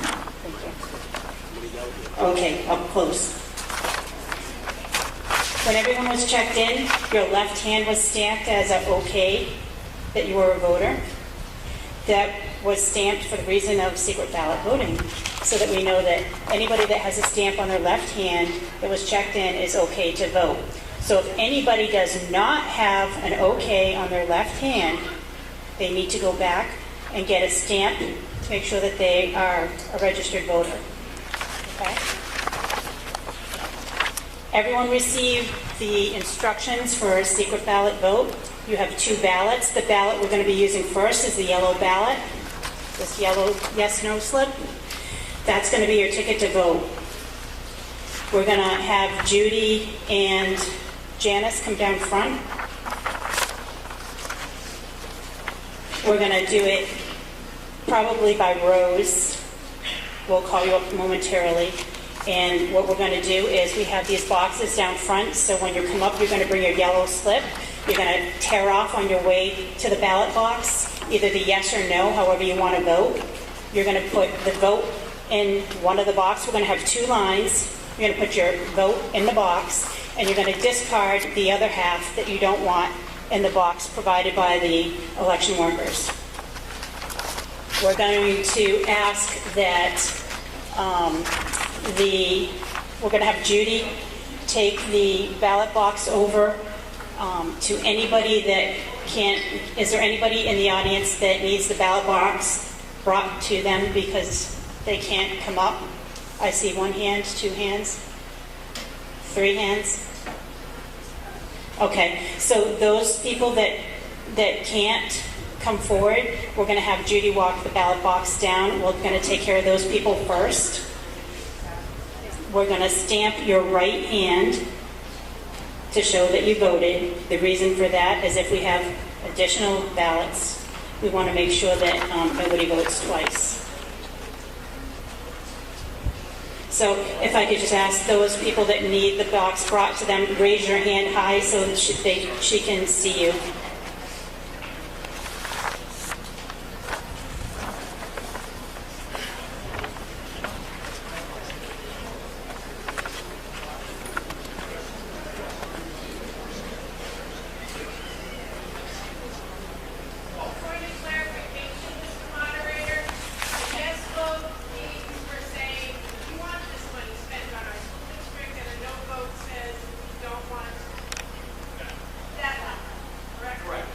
That's correct. A yes vote means we're voting in favor of the main motion, and a no vote means that you are not.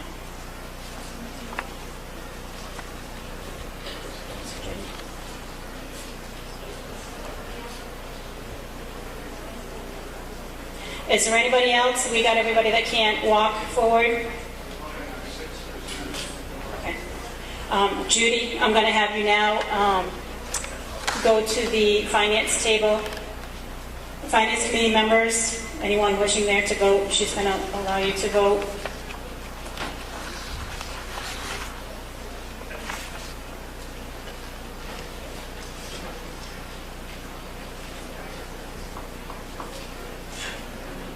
It's just easier this way to get that all cleared away. Do you want to vote? You can go ahead. I'm going to have her come to you next.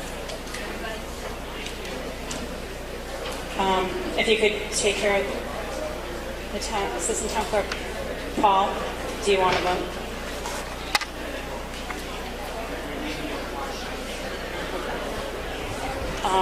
Charlie Chase, Selectman, do you want to vote?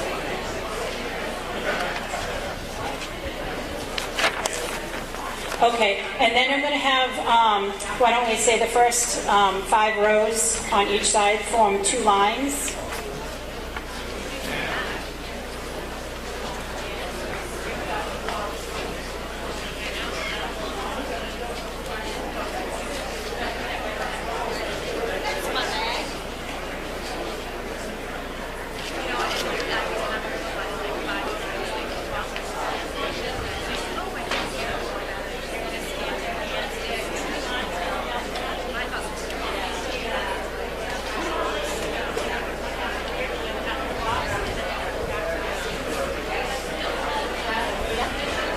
Okay, you guys can start coming forward. Thank you.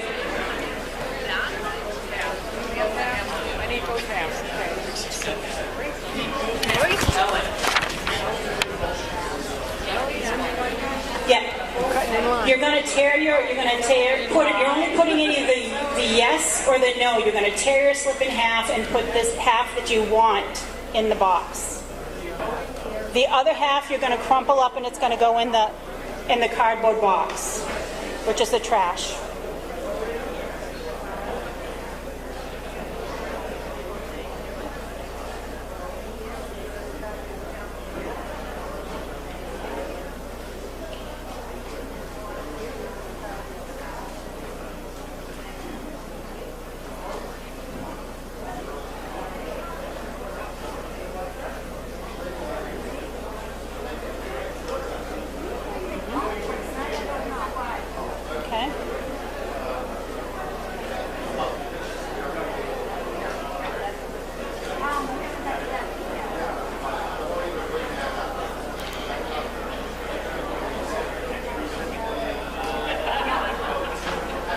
Brother censorship right there. She was about to drop the...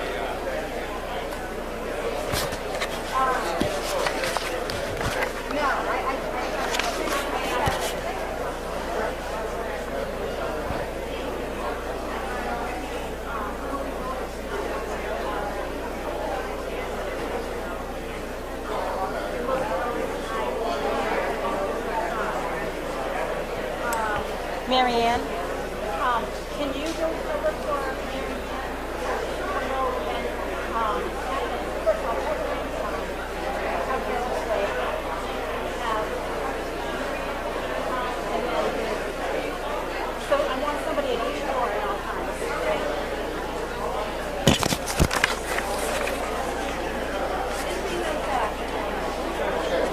Okay, we're going to have just everybody just kind of keep following in line.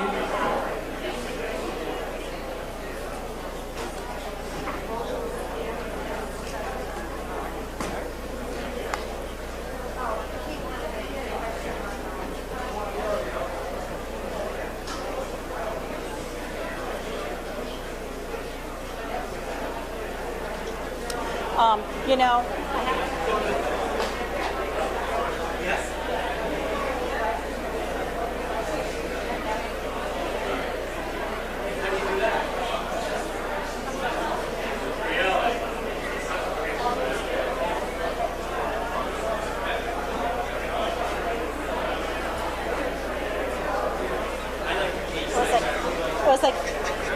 but I mean for ballot vote. Ballot vote would be awesome. That's how, instead of going through this, they would just say, okay, ballot vote, everybody who in favor of yes, press 1.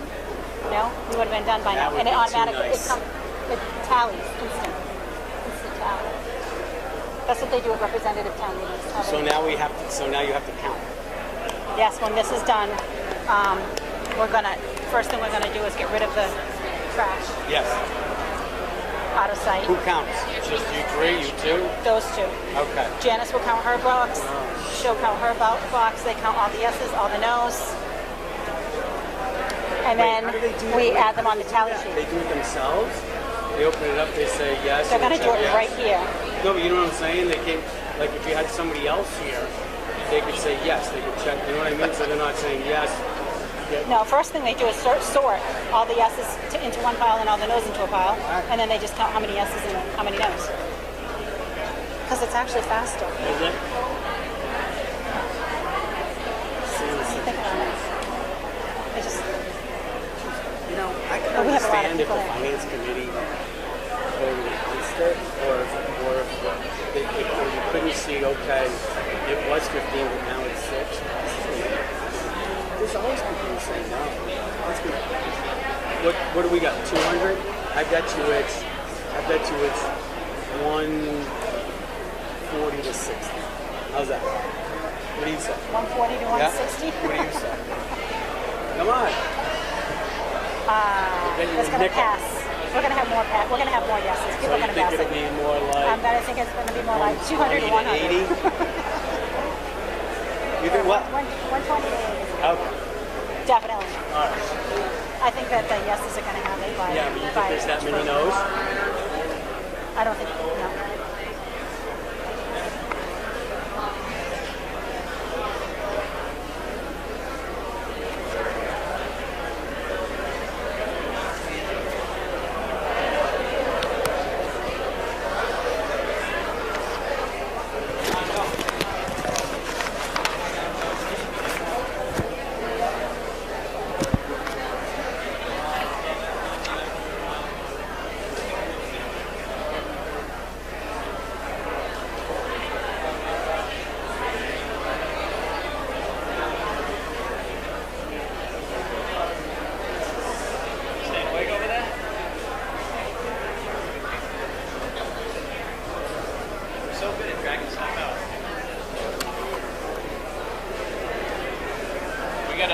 We figured at these we should sell beer and hot dogs. That money could be used to offset the deficit. It'd be good.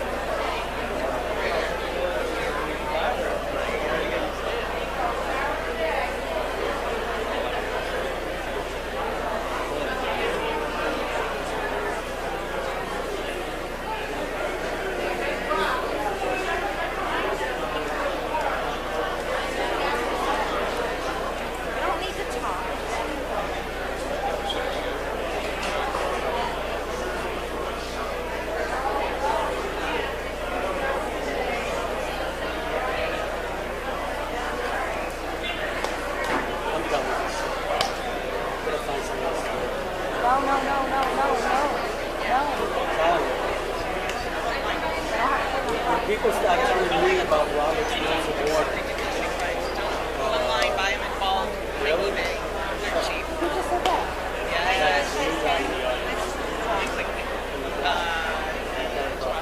Oh, yeah. Oh. He was pretty sure that was in the original motion. Oh, really? Thanks for your input. I live at a town council. I told him that our town bylaws were used to amend.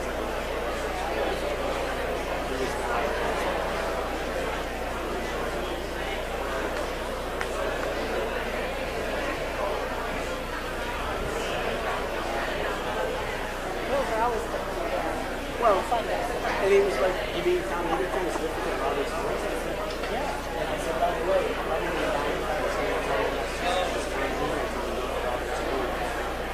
Robert's Rules is more for local boards.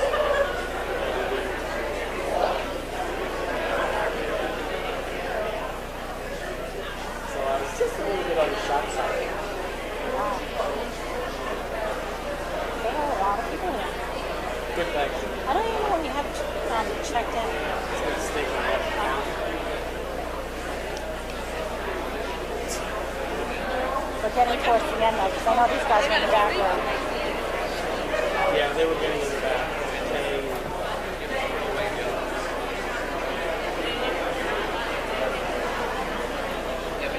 I need to figure out how many people we have checked in.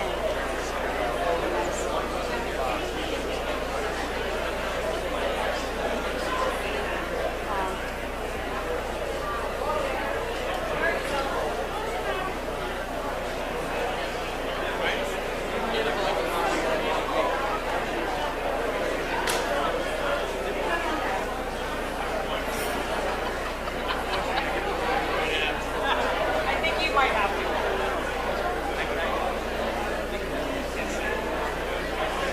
Sometimes we can tell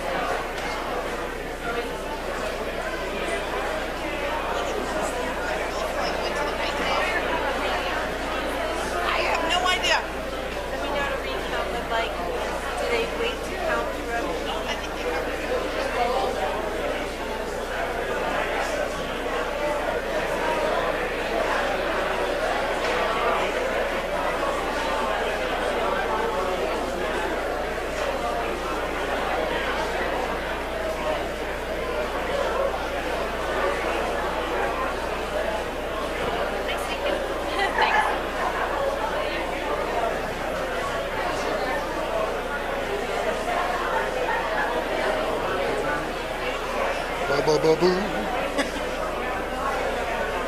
You shut it off. He's the one running for selectman. Urban.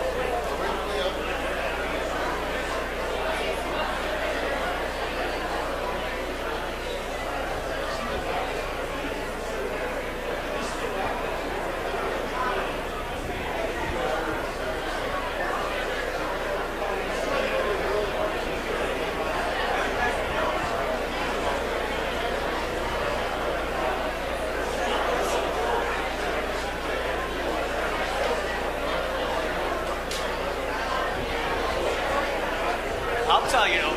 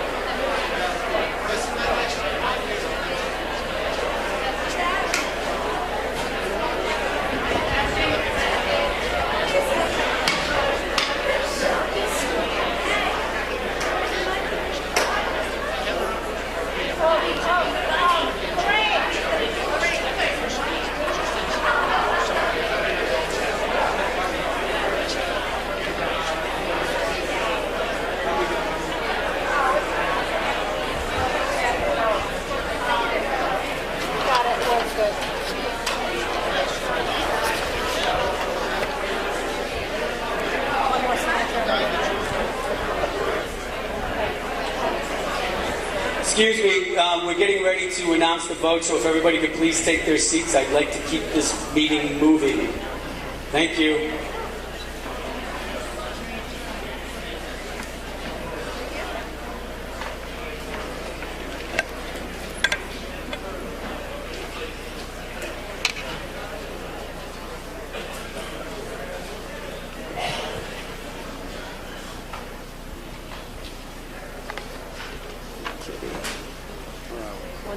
Yes, to 54 no. So total 238. I don't care about the total. How's that? It's just a pass. Pass. Thank you for your patience. The motion carries by a vote of 184 yes and 54 no. Thank you.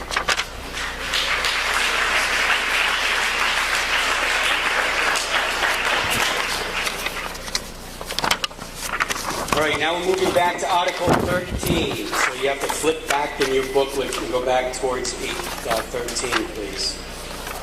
Well, oh, we didn't do debt service. I fell asleep. Sorry. It's dangerous. I wanted to move on.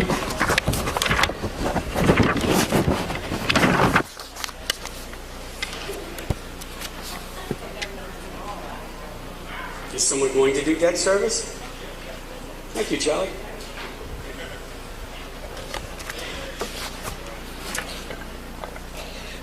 Mr. Moderator, I move that the town vote to raise and appropriate $87,158 to pay the cost of Auburn Regional High School debt service as shown in the Finance Committee booklet.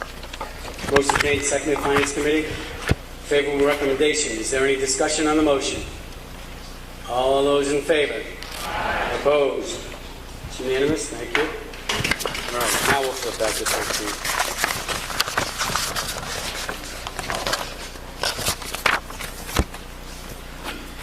Okay, Article 13, to see if the town will vote to raise and appropriate, borrow, or transfer from sewer receipts a sum of money for the operations and maintenance of the municipal sewer system for the fiscal year beginning July 1, 2016, or take any action in relation thereto. John? Mr. Moderator, I move that the town vote to raise and appropriate $506,306 from anticipated sewer receipts and transfer $100,000 from the sewer retained earnings for a total appropriation of $606,306 for the operation and maintenance of the municipal sewer system as shown in the Finance Committee booklet. Motion's made and seconded. Finance. Favorable recommendation from the Finance Committee. Is there any discussion on the motion? All those in favor? Aye. Opposed? It's unanimous. Thank you. Article 14, to see if the town will vote to raise and appropriate, borrow, or transfer from water receipts a sum of money for the operation and maintenance of the municipal water system for the fiscal year beginning July 1, 2016, or take any action in relation thereto. Mr. Pimentel. Mr. Moderator, I move that the town vote to raise and appropriate $482,925 from anticipated water receipts for the operation and maintenance of the municipal water department as shown in the Finance Committee booklet. Motion's made, seconded. Finance. Favorable recommendation from the Finance Committee. Is there any discussion on the motion? All those in favor? Aye. Opposed? It's unanimous. Thank you. Article 15, to see if the town will vote to rescind the vote taken at the June 16, 2015 annual town meeting. Article 15, to transfer $94,000 from the stabilization to pay for the completion and rest of the restoration of the Barry Civil War Monument, or take any action in relation thereto. Mr. Chase. Mr. Moderator, I move that the town vote to rescind the vote taken at the June 16, 2015 annual town meeting, Article 15, to transfer $94,000 from the stabilization fund to pay for the completion of the restoration of the Barry Civil War Monument. Second. Favorable recommendation from the Finance Committee. Is there any discussion on the motion? Why? Please, quickly, someone tell us why we don't have to spend the money. We got a grant to pay for it. Thank you. We have a grant to pay for it. All those in favor? Nice job. All those in favor? Oh. Well, we get the money. We don't have to pay for it. We don't have to pay for it.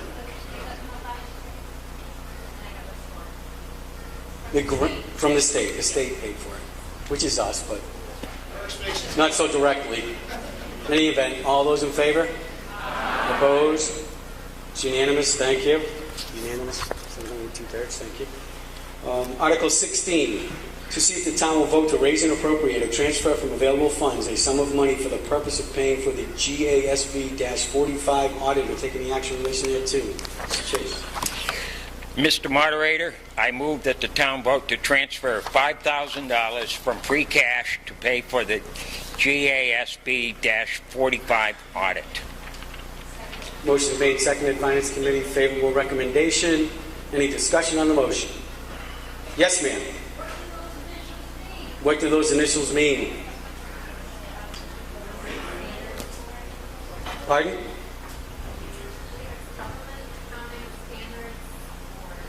Government Accounting Standards Board. They make us. Any other questions? All those in favor? Opposed? It's unanimous. Thank you.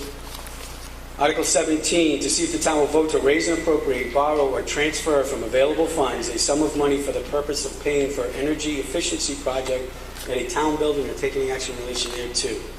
Yes, sir.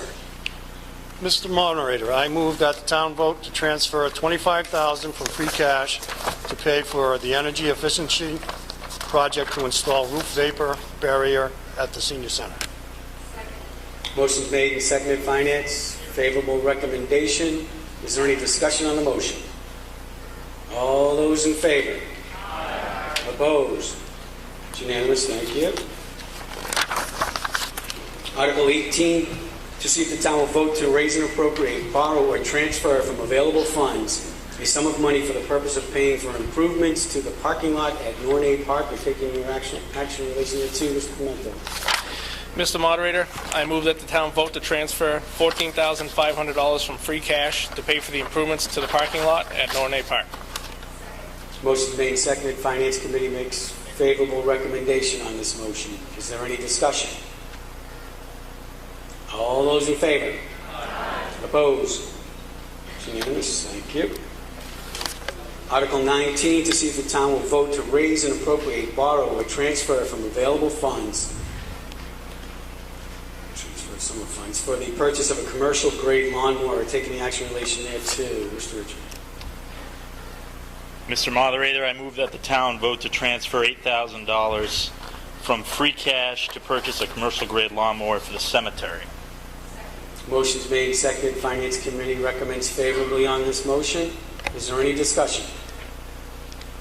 All those in favor? Opposed? It's unanimous. Thank you. Article 20, to see if the town will vote to raise and appropriate, borrow, or transfer from available funds or lease purchase $210,000 to purchase 28 self-contained breathing apparatus for the fire department, as all of ours are out of standard. We're taking action in relation thereto. Chief.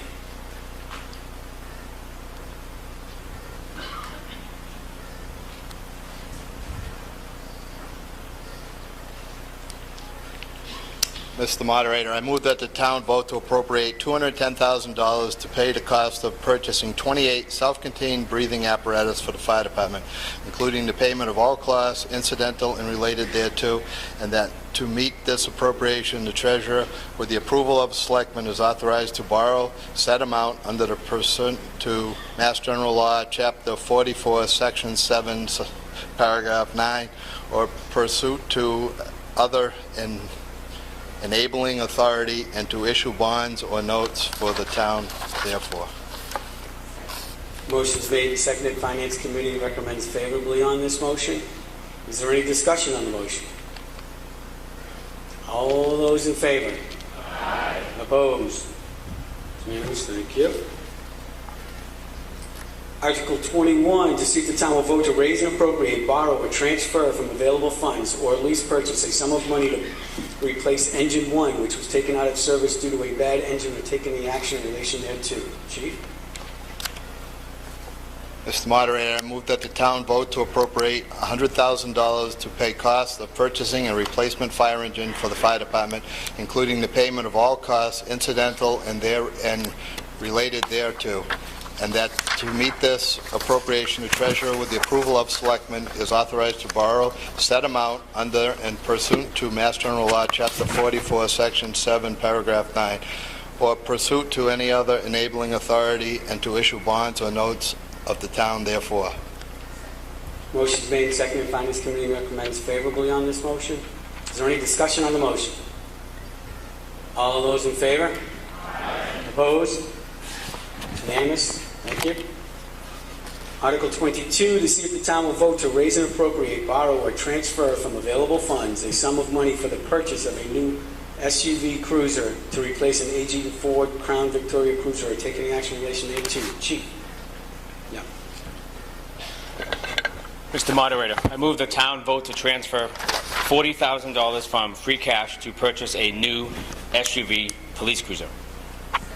Motion made and seconded. Finance Committee recommends favorably on this motion. Any questions on the motion? Yes, sir. Does this relate to the capital expenditure plan that the lady had provided at the beginning of the meeting? Question was this related to the capital plan? And yes, it is. Thank you. Any other questions? All those in favor? Opposed? It's unanimous. Thank you. Article 23, to see if the town will vote to raise and appropriate, borrow, or transfer from available funds a sum of money for the purchase of 2 new night vision binoculars, or taking the action in relation thereto. Chief. Mr. Moderator, I move the town vote to transfer $3,000 from free cash to purchase 2 new night vision binoculars. Motion made and seconded. Finance Committee recommends favorably on this motion. Is there any discussion on the motion? All those in favor? Opposed? It's unanimous. Thank you. Article 24, to see if the town will vote to raise and appropriate, borrow, or transfer from available funds a sum of money to purchase a new ambulance to replace the 2009 GMC ambulance, or taking the action in relation thereto. Mr. Moderator, I move that the town vote to appropriate $212,000 to pay cost of purchasing and equipping a new ambulance for the EMS department, including the payment of all costs incidental and related thereto, and that to meet this appropriation, the treasurer, with the approval of the selectmen, is authorized to borrow said amount under and pursuant to Mass General Laws, Chapter 44, Section 7, Paragraph 9, or pursuant to any other enabling authority, and to issue bonds or notes of the town, therefore. Motion is made and seconded. Finance recommends favorably on this motion. Is there any discussion on the motion? All those in favor? Opposed? It's unanimous. Thank you. Article 25, to see if the town will vote to raise and appropriate, borrow, or transfer from available funds $6,000 to purchase 2 infusion pumps, 1 for each ambulance, as a state requirement, or take any action in relation thereto. Mr. Moderator, I move that the town vote to transfer from free cash $6,000 to purchase 2 infusion pumps, 1 for each ambulance, as a state requirement. Motion's made and seconded. Finance Committee recommends favorably on this motion. Is there any discussion? All those in favor? Yes, ma'am. What is that?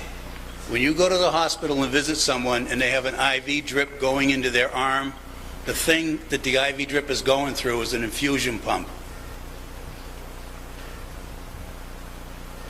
Does that answer your question? Does that answer? Okay. Any other questions?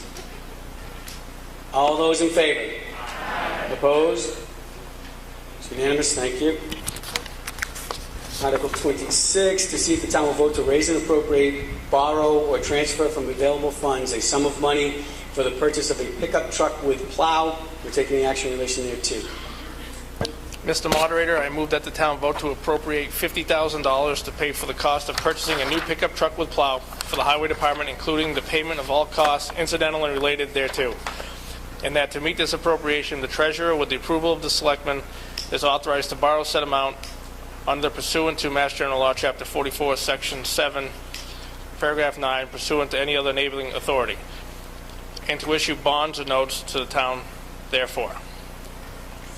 Motion made and seconded. Finance Committee recommends favorably on this motion. Is there any discussion on the motion? All those in favor? Opposed? It's unanimous. Thank you. To see Article 28, to see if the town will vote to raise and appropriate, borrow, or transfer from available funds a sum of money for the purchase of a pickup truck with plow. Take any action? Oh, my apologies. Thanks.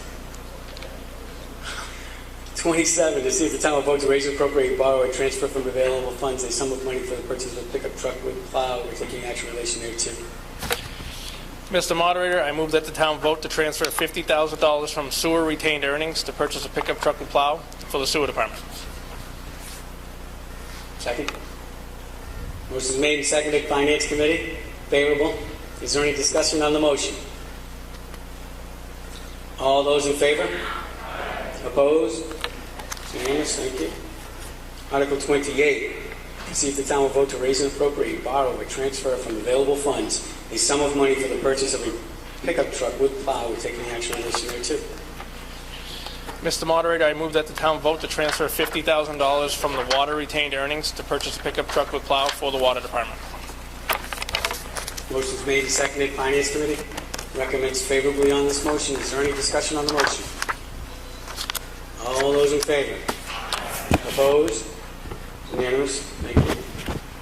Article 29, to see if the town will vote to raise and appropriate, borrow, or transfer from available funds a sum of money for the purchase of a 1-ton dump truck with plow, or taking the action in relation thereto. Mr. Clement.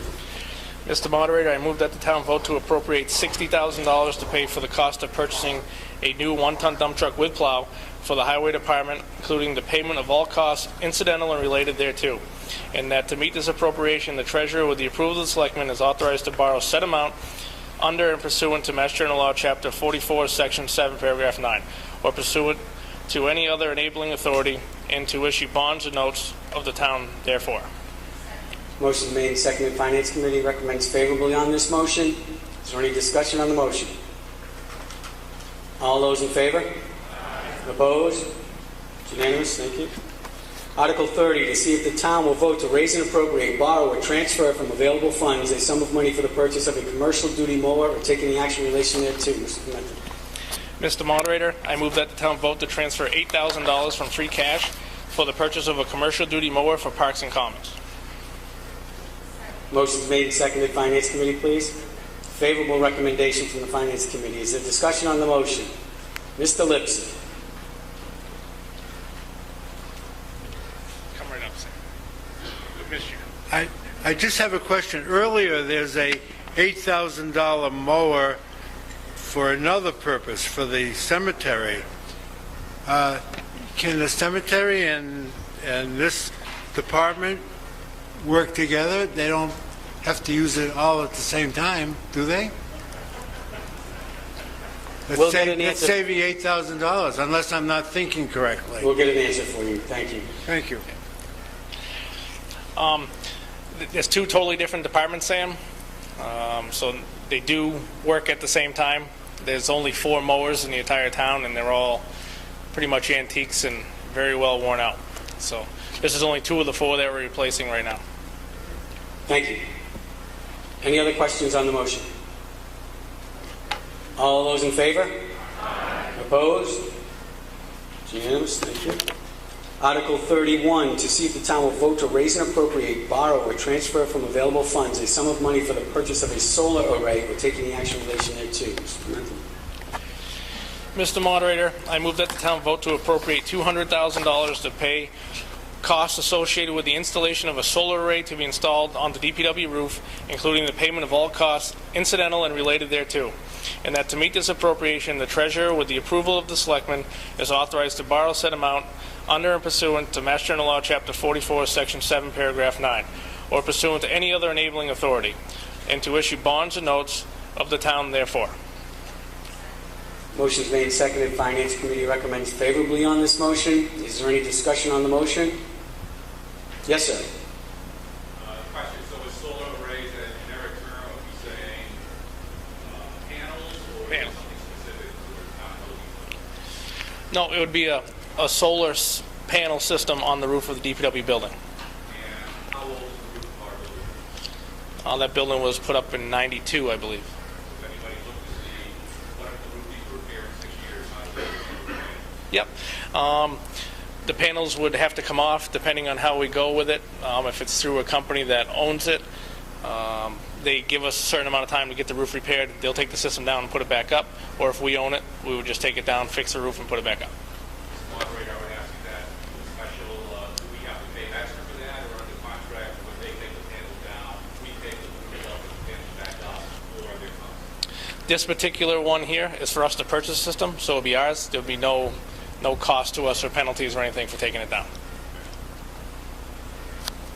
Yes, sir. Please speak loudly, or I'm going to have to make you quiet. 9 years. 9-year payback. The paperwork, the best case scenario is 7 years. So I believe they're 20 years or 30 years on the panels. Thank you. Yes, sir. Did you look at a lease option from the company? Were you offered a lease option? If you'll notice, there's another article in here about a lease option. We haven't decided which route we're going to go. Trying to look into all our options right now and figure out what's the most value for the town of Barry. Mr. Lipsy?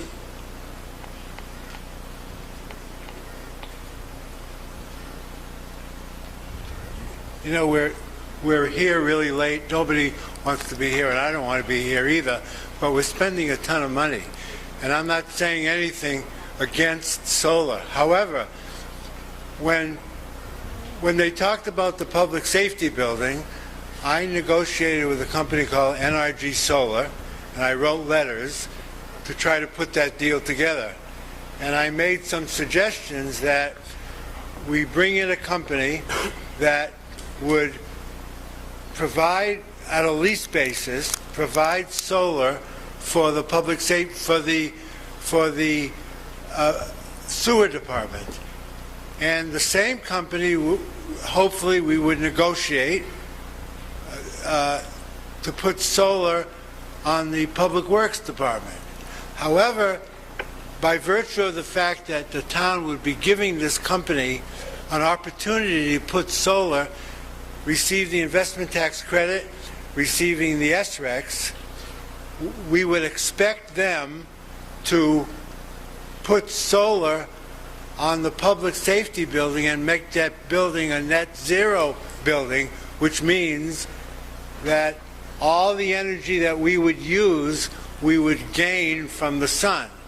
Now, for some reason, that direction never was germinated, and it's never growing. I have nothing against solar. I think it's a wonderful thing.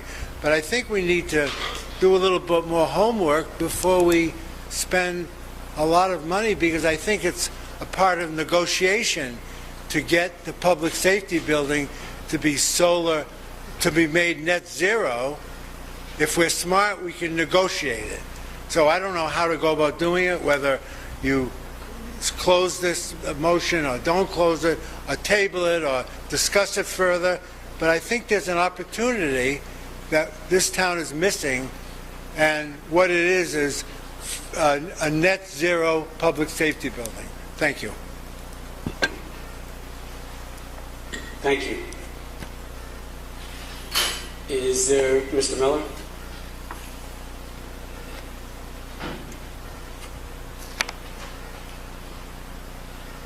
Yeah, there's one other option that I brought to the town's attention, and it was kind of a fallout from some negotiations that we had a year and a half ago with a company called Brightergy through the district. And they had proposed, in addition to a facility, net metering, it was actually a purchase power, but a lease facility at the Quabbin Middle High School. They also proposed for the Ocamp Center and Ruggles Lane schools, a couple of facilities. So the Ruggles Lane School has a new roof. The system that Brightergy proposed is non-invasive. It doesn't have to be fastened to the roof. It's a ballasted system, so it doesn't harm the EPDM, the rubber membrane roof. So I wonder if to follow on with Mr. Lipson's suggestion, there may be other options here, other companies to talk to besides what Mr. Pimentel has discussed. Thank you. Thank you. Are there any other, would you like to address that, or any other questions on the motion? Yes, sir. Come on up, and I'm going to make you come up to the microphone, because we're still taping, and I want the people at home to be able to hear you too.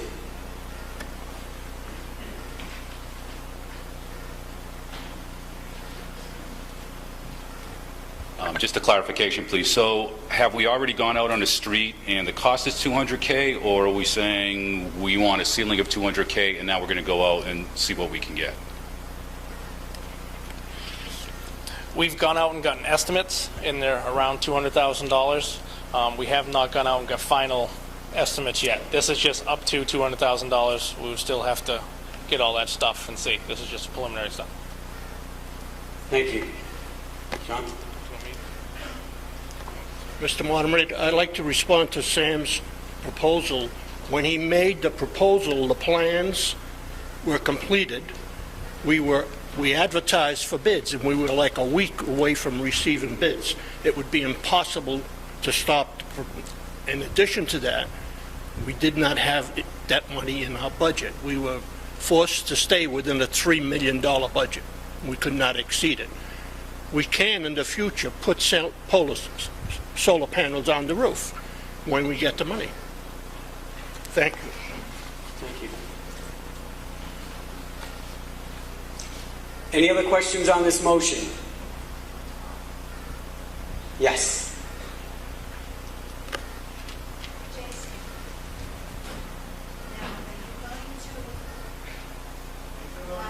Can you come?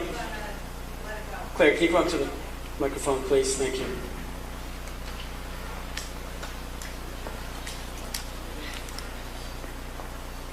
Jason, you have an article on there for leasing. This one is to purchase. Which one do you really want to do? You said you hadn't decided yet. I believe that decision will be left up to the DPW Commission for the final say. We have both on there just so we can move forward with it and get the ball rolling.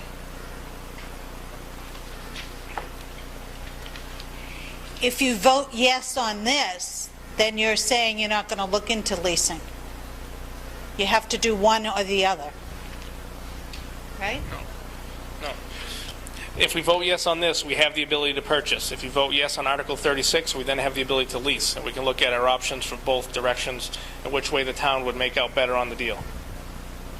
And whichever we decide would be more profit for the town of Barry, we can then move forward with, but we have both options available to us. So we're not actually voting to do the borrowing in that now. It's just a up in the air thing. No, you're actually voting to authorize them to borrow the $200,000 in the event they want to do this. That's what the motion's for. So everybody knows out there, we're voting to authorize them to go out and borrow $200,000 if this is what they want to do. Then what does the article for leasing it mean? Jason, please speak clearly and loudly. Article 31 is to give us the authority to borrow $200,000 to purchase a solar system if, when we look into this, we feel that is the best option for the town of Barry. Article 36 gives us the ability to lease the system if we feel that is the best option for the town of Barry. So this just gives both options. One of these will not be done. Thank you. Yes, sir.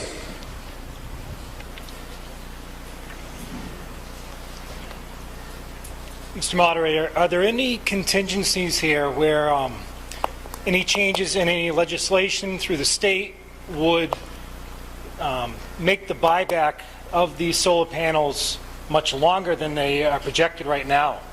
And these could go possibly well past their life. And the second part is, do we also have factored in there what the disposal costs of these units are? Because they are full of chemicals, and in 20 years, you don't know, you might want to factor that in. I'm just asking, that's the question. Thank you. Is there an answer to the first question? I believe those are all things that we're going to look into after we get the authority to move forward with the project. Yes, ma'am.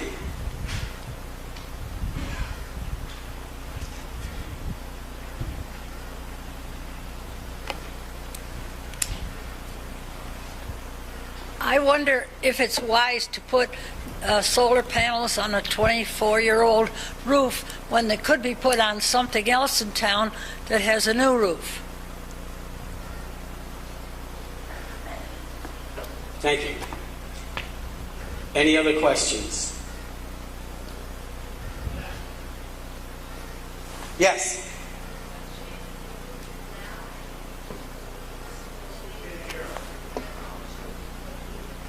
The question was, what shape is the roof in now, and if we do a lease, will they take care of the repairs, or do we have to?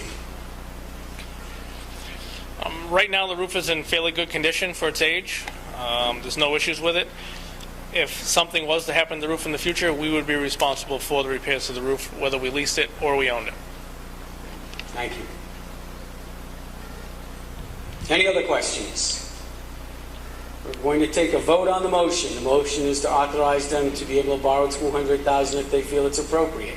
Any other questions? All those in favor? Aye. Opposed? No. Okay, we're going to stand. This is a 2/3 vote, and unfortunately this town has not given me the authority to visually determine a 2/3 vote, so we have to count. So, please stand. All those in favor, please stand. Thank you. Counters, please count. Get that calculator, kid.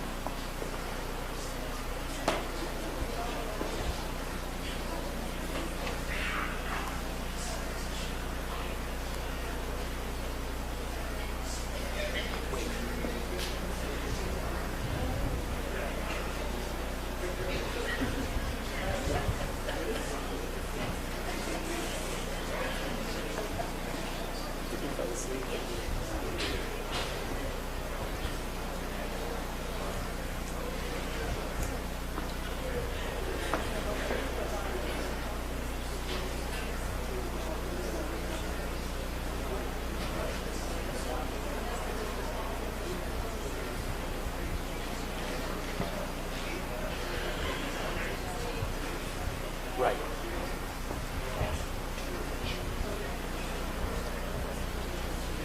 Yes. Thank you. You may be seated. All those voting no, please rise.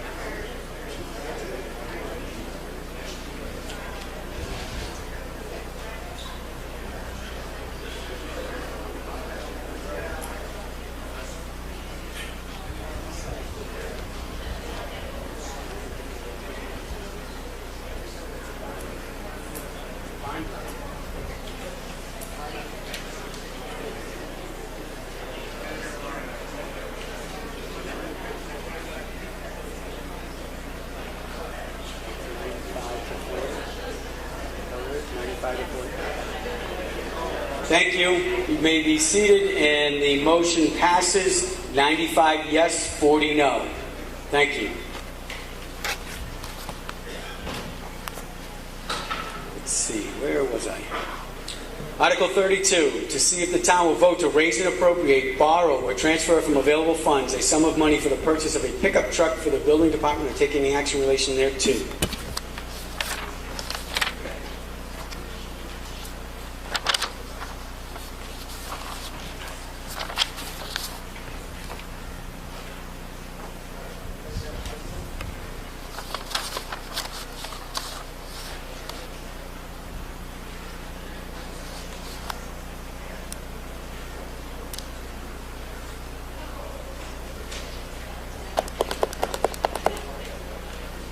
Mr. Ricker? Mr. Moderator, I move to table Article 32. Motion made to table Article 2, second. All those in favor? Opposed? Carries.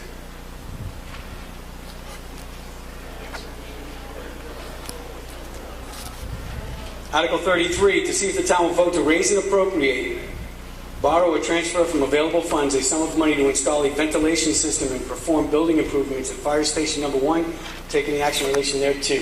Chief.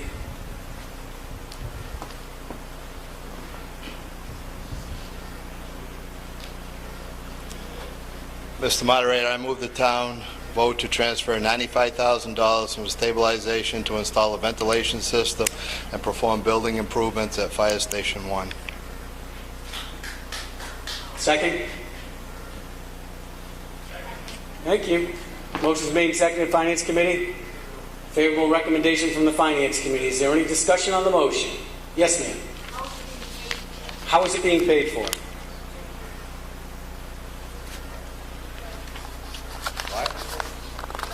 Stabilization. $95,000 from stabilization.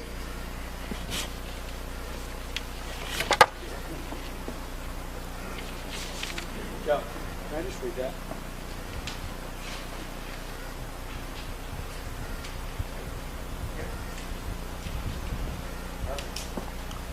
Any other questions on the motion? All those in favor? Opposed? It's unanimous. Thank you. I guess that's what I get for breathing too much diesel smoke.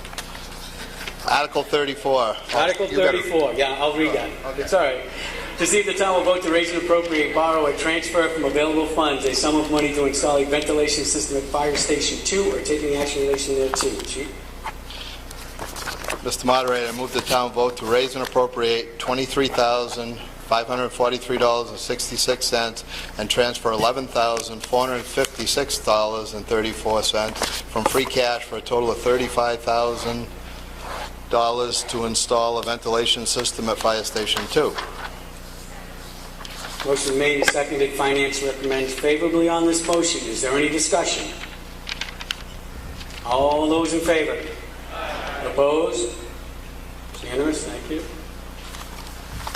Article 35, to see if the town will vote to raise and appropriate, borrow, or transfer from available funds a sum of money to improve the bandstand or take any action in relation thereto. Mr. Rick. Mr. Moderator, I move that the town vote to transfer $3,000 from free cash to improve the Barry Common bandstand. Motion made and seconded. Finance Committee recommends favorably on this motion. Is there any discussion? Yes, sir. What improvements are contemplated? Quite a bit. It's falling apart.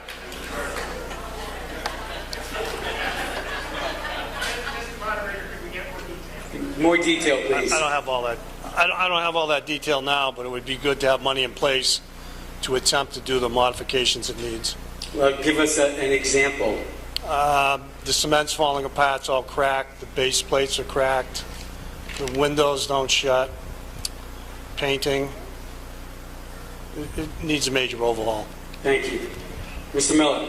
Circuit, as a member past member of the Christmas Committee, the circuit board needs an upgrade. I mean, there's electrical work that needs to be done. Housing carpentry, too. Thank you. Any other discussion? All those in favor? Opposed? It's unanimous. Thank you. Nice prep. Article 36, to see if the town will vote to grant an easement for a solar voltaic equipment to be placed upon the town property for a term of 25 years, taking action in relation thereto. Mr. Moderator, I move that the town vote to grant an easement to a solar energy provider in order to access and/or use a certain portion of town-owned property known as Assessors Map G, Lot 141, and shown on a plan of property owned by the town of Barry, Old Furnace Road, dated June 28, 1977, and recorded on the Worcester District Registry of Deeds in Plan Book 440, Plan 117, with Worcester District Registry of Deeds Book 6253, page 118, for the purpose of installing and maintaining a solar array. Motion made and seconded. Finance Committee recommends favorably on this motion. Is there any discussion on the motion? Yes, sir. Pardon me? How does it benefit the town? We're going to save money on our electric bill. Yeah. 22, Dave? If you look on page 22, there's different breakdowns of the dollar amounts that we're going to save whether we purchase or lease and all that stuff. Thank you. Yes, ma'am. The question is it a rooftop installation? This is the other half of the first article we already voted on. It's the same building, same system. If the other one, we purchase it if we feel it's the best, or this is if we feel it's best to lease it, that's what this is for. Thank you. Yes, ma'am. Please stand up so I can at least repeat your question. Only one system, not two. Yeah, it's the same system. This is just a different option. Any other questions? All those in favor? Aye. Opposed? It's unanimous. Thank you. Article 37.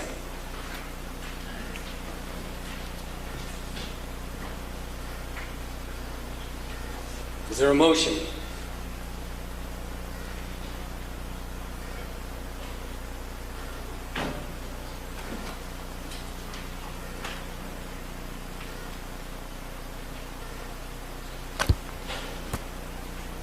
Mr. Moderator, I move that the town vote to keep the current fire chief, Joseph Rogowski, in his position at his current rate of pay as the full-time fire chief for the town of Barry.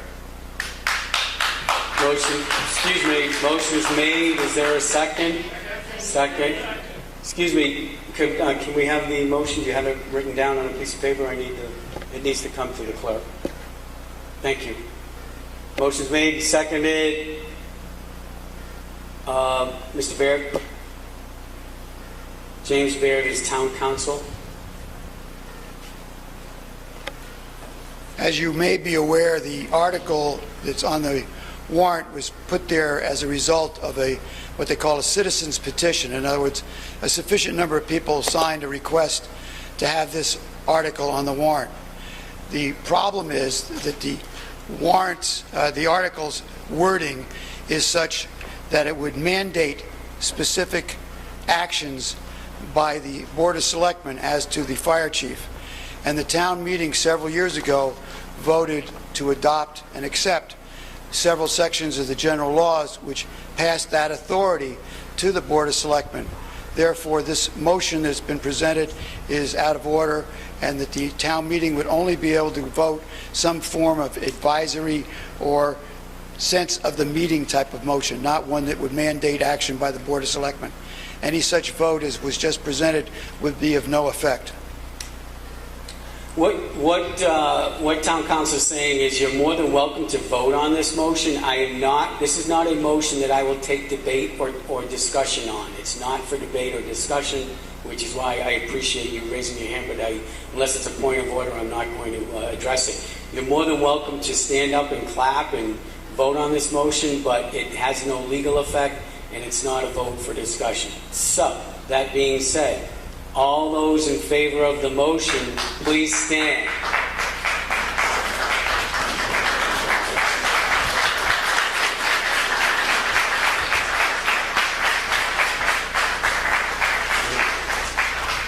All those opposed, please stand. Motion carries. Thank you.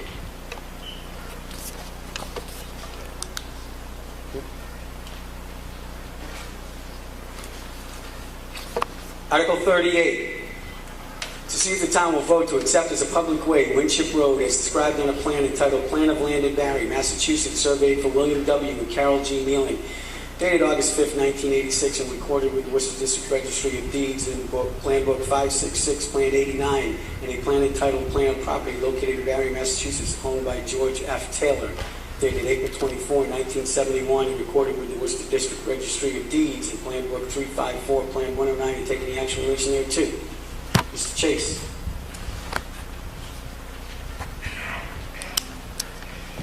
Mr. Moderator, I move to table Article 38. Is there a second? Motion is made and seconded to table the article. Motion, all those in favor? Aye. Opposed? It's unanimous. Thank you. Article 39. To see if the town will vote to accept as part of the public way known as Cutler Road, that property being adjacent to Cutler Road and shown as parcels A and B on a plan of land in Barry, Massachusetts, owned by Frank J. Latula, prepared for the town of Barry, dated April 6, 2000, recorded with the Worcester District Registry of Deeds in Plan Book 759, Plan 2, and taking the action in relation thereto. Mr. Goodman. Mr. Moderator, I move that the town vote to alter the layout of the public way known as Cutler Road, accepted as a town way under Article 2 of December 13th, 1894 town meeting, to include that property being adjacent to Cutler Road and shown as parcels A and B on a plan of land in Barry, Massachusetts, owned by Frank J. Latula, prepared for the town of Barry, dated April 6, 2000, and recorded with the Worcester District Registry of Deeds in Plan Book 759, Plan 2, and accept the entire altered layout as a town way. Motion made and seconded. Finance Committee. No recommendation. Any questions on the motion? Yes, sir. Proposed by his plan. Could I ask for filling in that blank? The town. Yeah. Proposed by the town. Can I? You're welcome. Yes, sir. What specifically does this do? Years ago, there was, if you remember Bosler's Corner up there on Cutler Road, they changed the layout of the road and they moved it over approximately probably 20 feet. When they did that, they never accepted those two parcels as portion of the layout of the roadway. So technically our road isn't laid out in our right-of-way. So that these two parcels just be added to our right-of-way, so the road is in it. Follow up? Yeah, just a quick one. Is that where all those pine trees were taken down a few years ago and they're growing back up now? The big corner? It's actually where the hot top is. It's where the actual roadway is now. If you look to the right-hand side, if you're headed out Cutler Road, you'll see the old road kind of goes way over. The road was moved over about 20 feet. This is just making it part of our right-of-way. Thank you. Yes, sir.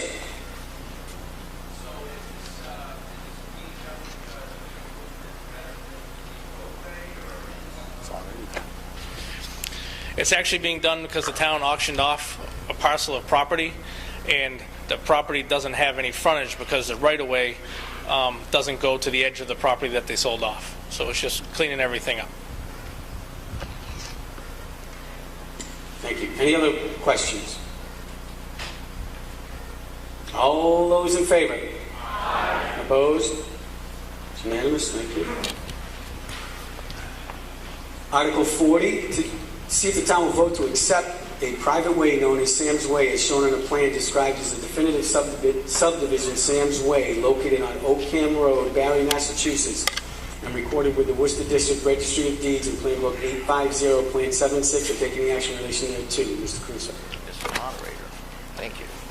I move that the town vote to accept a private way known as Sam's Way as shown in a plan described as definitive subdivision Sam's Way located on Oakham Road, Barry, Massachusetts, and recorded with the Registry of recorded with the Worcester District Registry of Deeds in Plan Book 850, Plan 76 as a town way.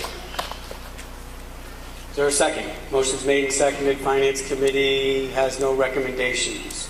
Is there any discussion on the motion? Yes, sir. Hi, Mr. Moderator. I make a motion that the town... Can you get... I'm sorry. I move that the town rescind the planning board's vote to make Samways a private road to a public road due to a conversation overheard to the residents of 8 Sam's Way not to show pictures and discuss the final blacktop that is 5 inches above the driveway and falling apart. And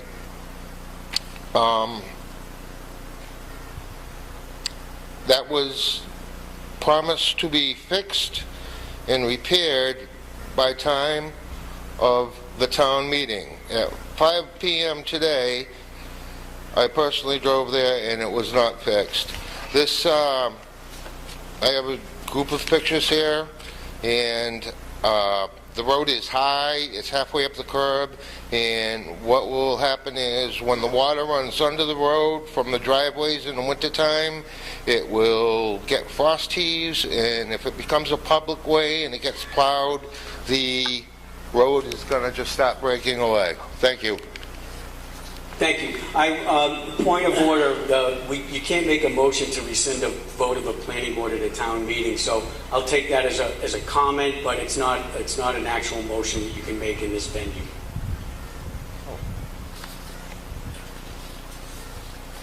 Mr. Moderator, can I comment on that, please? Yes, you may. Okay. Are you talking about something you over... Jim, we're not going to have discussions, so if you want to comment... Okay. Let me comment. Okay, he's talking about a driveway. When we did the when we put the top coat on, okay, we left a lip, which you do for if somebody wants to come back and do their top coat, because all they had was a base coat on 8 Sam's Way. I've been in discussion with the people at 8 Sam's Way, because they are thinking about doing a top coat on their driveway. So I have no problem with the people at Sam's Way. He overheard a conversation, and basically they're making a decision whether they want to do the final coat on their own personal driveway, or we're going to roll in the 1.5-inch lip that is on their driveway. What he's talking about makes no sense, and it's not true. Now, there was some discussion about the planning board. Is there anybody here from the planning board that wants to chime in on this? Anyone from the DPW who wants to chime in on this? Who? Oh. I can't speak as for anybody's private driveway, but I know the roadway itself. I did inspect the work that was done up there, and the roadway is done very nicely. It came out real good. I believe what Jimmy was talking about, there is a slight lip on the edge of the road going into the driveways so that they can do their top coat. That's pretty normal for every road in town. So, yeah.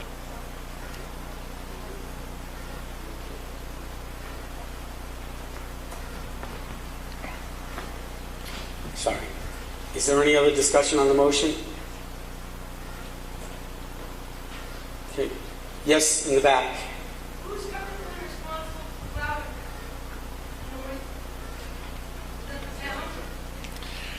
Once the road is accepted, the town would then be responsible for plowing it. Currently, right now, Jimmy's responsible for plowing the road. Can I make a comment? Yes. This road was done through subdivision control laws. Okay, you do a procedure, you get it approved by the planning board, you build all the houses in the subdivision, and then you put the top coat on, and that's done by the rules and regulation of our town, and that was done properly, as this man just stated right here. And now the town accepts it, so the people that live on that road get the services that everybody else gets in this town. Okay, and that's what they're promised, that's what's in the legal description to everybody's house, and that's what's legal with the planning board and the DPW of this town.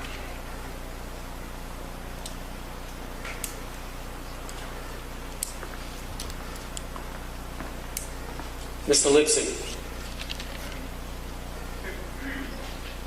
Thank you. I suppose we could settle this easily. Everybody has an idea. If the Public Works Department thinks that it was done well, I'm sure that the Public Works Department would not steer the town in any incorrect direction, because they are ultimately responsible, or will be ultimately responsible for plowing it. So that's just my 2 cents, or 3 cents. Thank you. Is there any other discussion on the motion? We're going to vote on the motion. All those in favor, please say aye. Aye. Opposed? It's unanimous. Thank you. Thank you.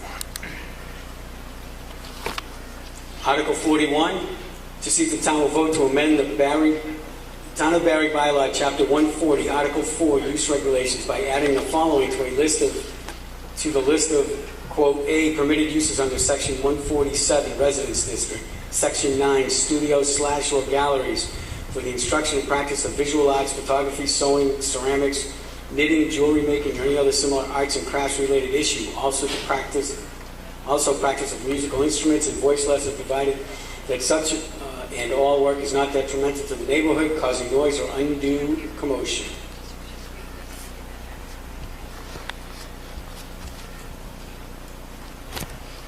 Mr. Moderator, I'd like to see if the town will amend the Barry Bylaw, Chapter 140, Article 4, use of regulations by adding the following to the list of A, permitted uses under Section 147, residential restricts 9, studio or galleries for the instruction and practice of visual arts, photography, sewing, ceramics, knitting, jewelry making, and other similar arts and crafts.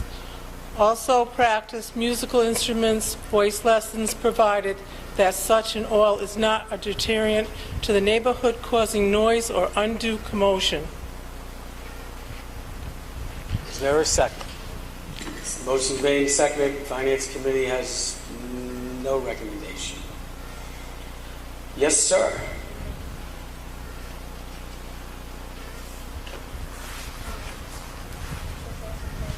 Mr. Moderator, did the Planning Board have a hearing on this prior to this meeting, and what did they find? Thank you.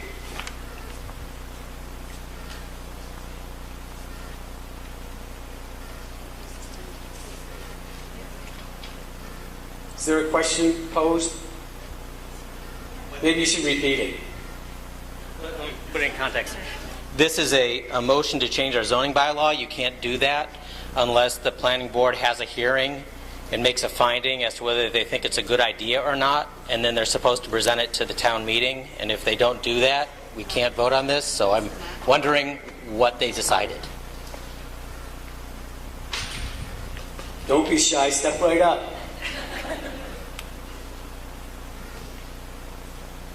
Mr. Moderator, in answer to that question, the Planning Board did have a hearing on this, and this recommendation was made and approved. However, I have an amendment to this main motion. Is this the time to read that? You can make a motion to amend at any point in time. Was that a favorable recommendation from the Planning Board? It was favorable, but then there were some issues associated with it. So we have a change that was proposed with a different language. Okay.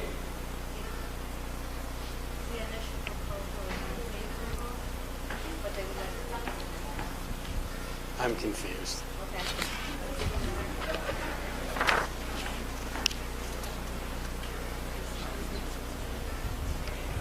I'll read a letter from the Planning Board to the Town Clerk and Board of Selectmen relative to this subject. The Planning Board held a public hearing on Monday, June 13, 2016. Recommendation on amending the Town Barry Bylaw, Chapter 140, Article 4, use regulations by adding special permit uses under Section 140, Section 7, residential district, subsection 9, studios and galleries for the instruction, et cetera, what we just read. The Planning Board unanimously voted for an unfavorable recommendation for the town to amend the zoning bylaw as presented, but favorable recommendation under 140, Section 7B, Section 19 by special permit. That's what I presume you're referring to. Yeah, he can read amendment. If you'd like to make a motion to amend. Yes, Mr. Moderator, I move to amend the main motion to read as follows. To amend the Town of Barry bylaw, Chapter 140, Article 4, Use of Regulations, by adding at Section 140-7B, studio or galleries for the instruction and practice of visual arts, photography, sewing, ceramics, knitting, jewelry making, and other similar arts and crafts, related use and practice of musical instrument and voice lessons, provided that such and all work is not detrimental to the neighborhood, causing noise or undue commotion, only in R15 districts. Is there a second? Motion's made and seconded. Maybe you could explain to the audience why you're making your amendment. The amendment was made because there was an issue that I think I'm going to ask Jim Baird to explain that had to do with the zoning. That's passing the buck.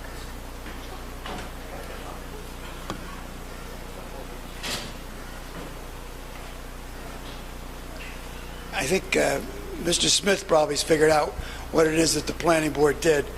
The presentation by Ms. Mason was to have, as of right, the ability to do these different activities in the residential district R15 of the town. The planning board felt that these should be more of a special permit type of activity, and that's why the motion was prepared to amend the main motion, and that would result in the activity requiring a special permit from the planning board. Yes, ma'am. By special permit, do you mean for a specific event, or do you mean for a gallery or a craft enterprise to be there permanently?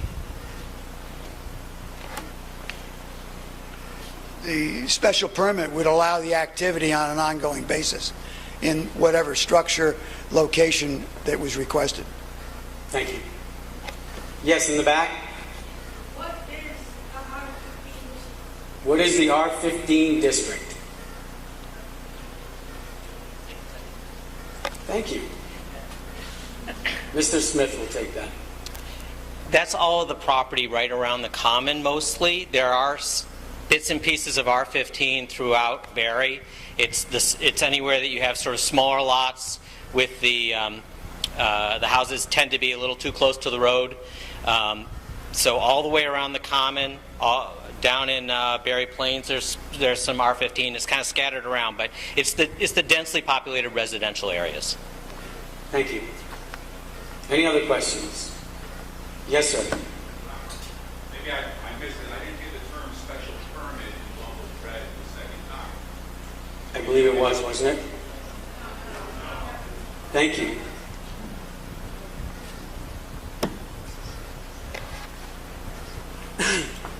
The zoning bylaw has a section that tells you what you can do in the town in the different districts. And in each one of those districts, there's an A section that is the permitted uses without any need to go before the planning board or anyone else. And the B section is all those uses you have to go before the planning board to get a special permit. This was the motion to amend pushed the requested activity, instead of being in the A section where it originally was, into the B section. So it doesn't need the special permit language. It's required by the bylaw. Yes, ma'am. So if somebody needs to get a special permit, how much does it cost in order to make it? The question is, how much does it cost to have a hearing on a special permit? About $100. 105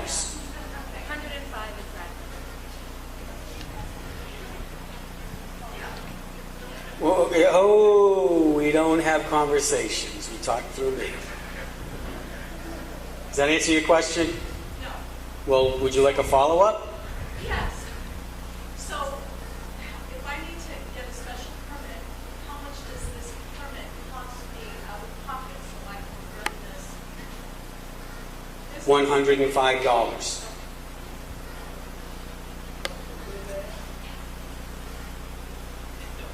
Okay. Mr. Lipson, stand up, please. We're getting lazy, folks. I'm getting annoyed. You want to ask a question, get up and talk loudly, and it's getting late. In order to clarify this, maybe Mr. Smith can explain other businesses, similar businesses in R15, because it seems to be people are confused where R15 is, what's there, what isn't there. Nobody said where this particular business is going to be, where it's next to, who it's next to, so that maybe if you clarify that, we can go on to the next motion.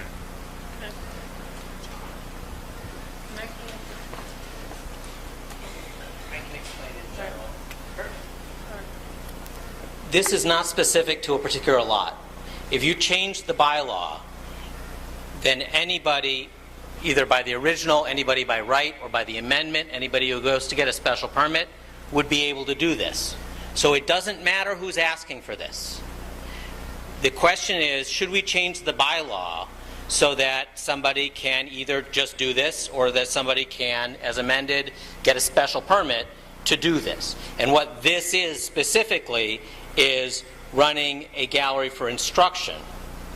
So there are plenty of businesses that you can run out of your house right now in any of the residential districts, including R15.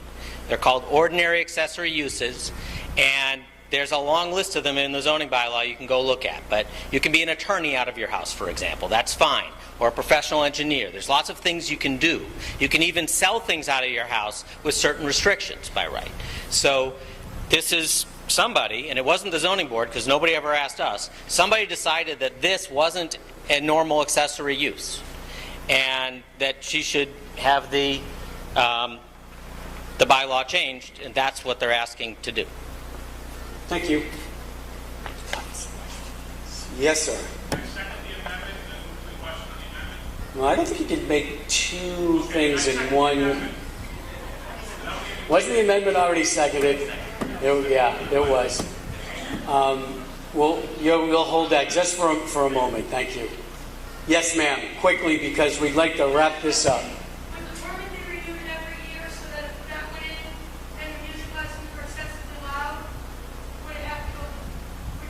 No, the permits they could take the permit away if they have a hearing and do certain things, but it doesn't have to be renewed every year. So it would be like a lifetime permit, just to have a business people? It depends. They could put restrictions on it relative to transfer of the property and different things. So, you're welcome. Yes, would you like to speak, Susan? Sure. Hi, everybody. I just want to say I live at 61 Pleasant Street at the corner where the Jenkins Inn is. So I want to turn that building or home into an art center for all the children and young adults and older adults, where we'd have all kind of mediums for everyone. There's not a lot for the kids to do in this neighborhood in the town of Barry, so I'm willing and hoping for your support. Thank you. Okay, so we're talking about the amendment right now. So there's a motion on the floor to amend to basically make this a special permit process rather than an as-of-right process. Does everybody understand that?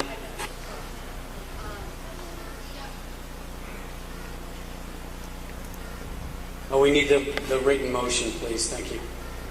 Any questions on the amendment? The amendment is to make it a special permit. Ready? All those in favor, please say aye. Aye. Opposed? Excellent. It's unanimous. So we still have to, believe it or not, we still have to vote on the main motion because that only amended it, even though it's the same exact thing. So let's do this again. We're voting on the main motion, which has been amended by the amendment, which is the same thing. So, all those in favor of the main motion as amended? Aye. Opposed? It's unanimous again. It's amazing. Thank you. Okay, where was I? What?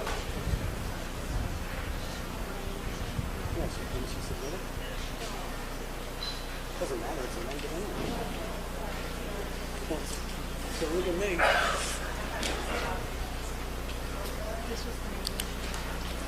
Article, don't leave. Article 42, to see if the town will vote to authorize the Board of Selectmen to sell certain town-owned properties, taking action in relation thereto.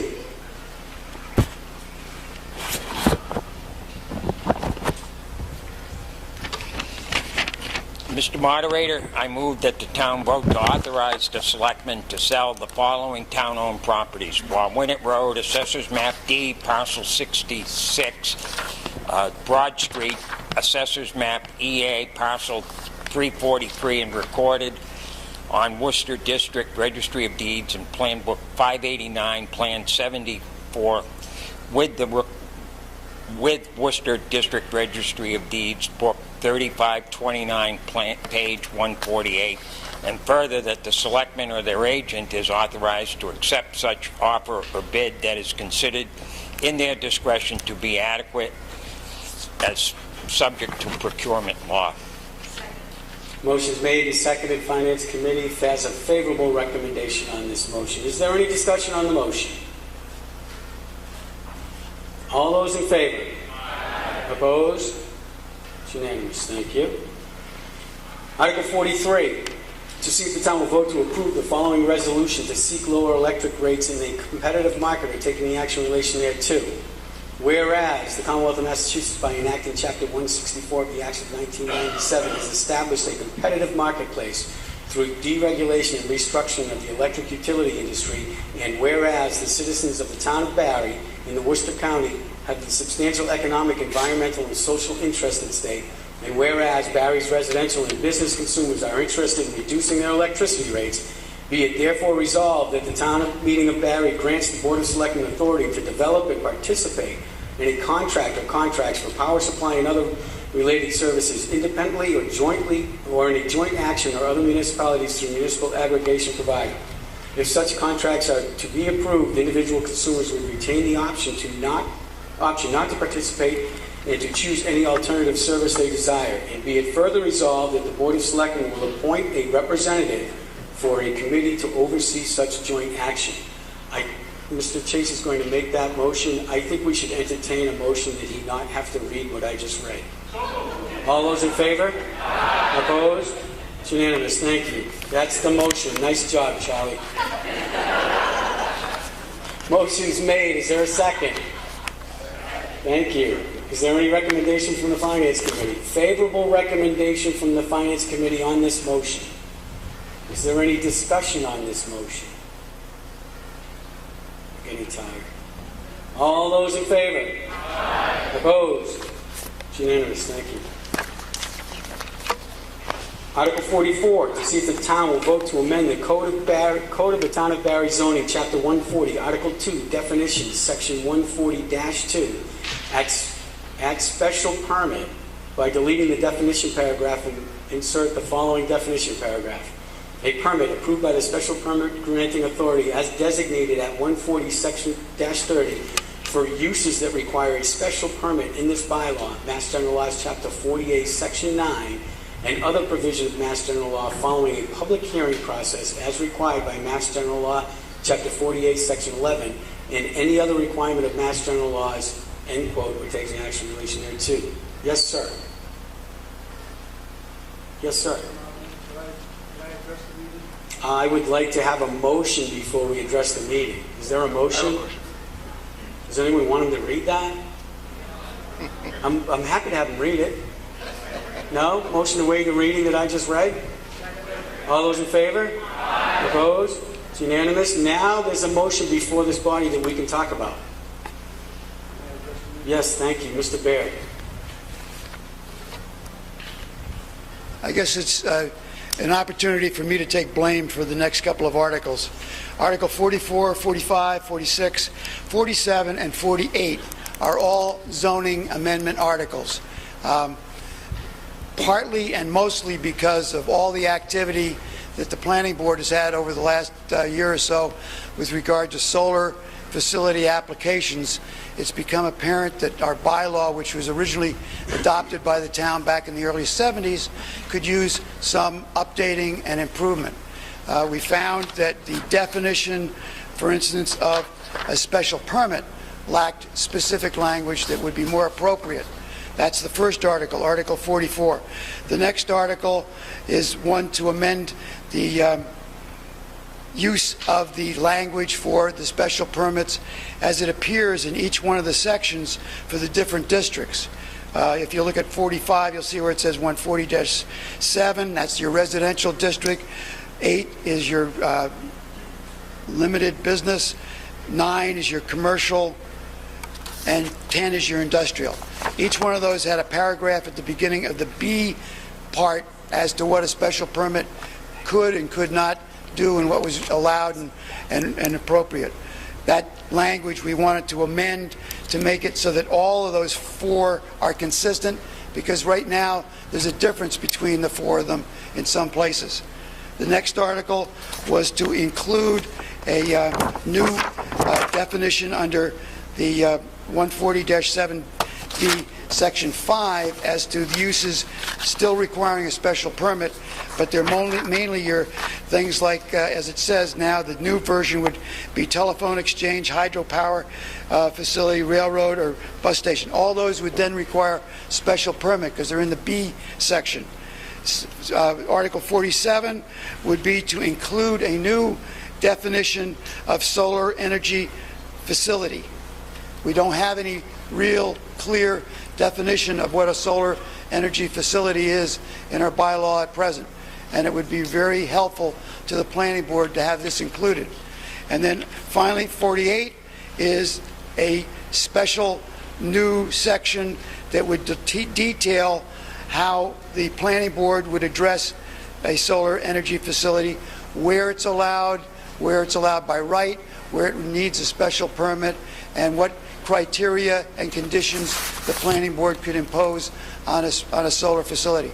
This is all mostly as a result of the different concerns that came up with the different solar projects as they worked their way through the town, and the planning board had to consider them. A lot of the neighbors and people that would show up at those hearings had concerns. We'd like to have the bylaw now incorporate that language so that the planning board can address those concerns in the future. So all of those articles are basically what I've just described. They all require a 2/3 vote, and I'm sure the moderator would really love it if you did a unanimous vote for all of them.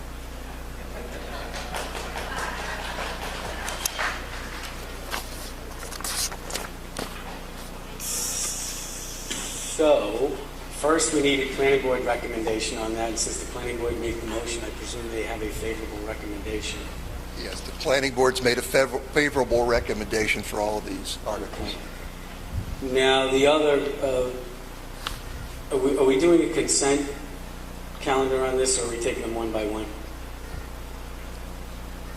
If my explanation is sufficient, and the meeting would I'll ask. allow you to do a consolidated motion for all 4 or 5 articles. The rules provide for what they call a consent calendar. If the body of this meeting wants to consent to all of these being grouped into one vote, you can do that. If someone's uncomfortable with that, that's fine with me. Trust me, it doesn't matter to me. It's called a consent calendar, or any number of different things, where you could take one. If you're comfortable with understanding all of these articles and the motions they're under, you can take them as one group and vote on them all. If you don't want to do that, it doesn't matter to me. It's only 10:40. We have another couple hours before I have to shut down, so we can take them one by one. Does anyone have a preference? Yes, sir, in the back.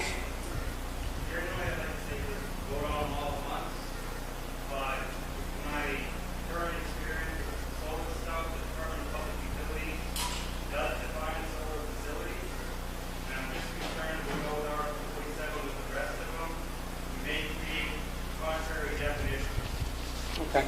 So, well, I'm saying go do it because I appreciate what you're saying, so it's not going to take that long. So I would prefer not to do that. So we'll take them each individually. Okay?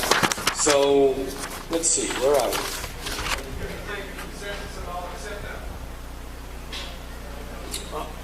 You could do that. Does anybody object to that? So please, someone help me out. What articles are we doing consents on? 45, 46, 47, and 48? No, 45, 46, 47. Thank you. Phil?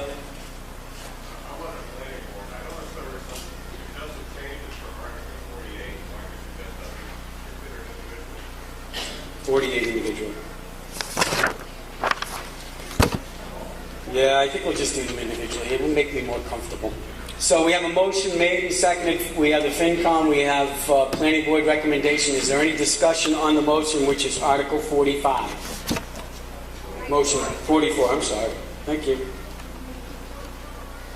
No, we didn't. Motion made under Article 44. Is there any discussion on that particular motion? All those in favor? Aye. Opposed? It's unanimous. Thank you. Article 45. To see if the town will vote to amend the code of the Town of Barry zoning, Chapter 148, Sections 140-7B, -8B, -9B, and -10B by deleting the introductory paragraph and inserting the following introductory paragraph. Uses which may be allowed only by special permit if the planning board, after a public hearing and subject to appropriate regulations, shall determine that the use contemplated is in harmony with the general purpose and intent of this bylaw and will not be in conflict with the public safety, convenience, or welfare, and will not be detrimental to property values nor offensive to people in adjacent properties or districts. The planning board may make the permit subject to general or specific provisions set forth therein, and further, such permits may also impose conditions, safeguards, and limitations on time and use, or take any action in relation thereto.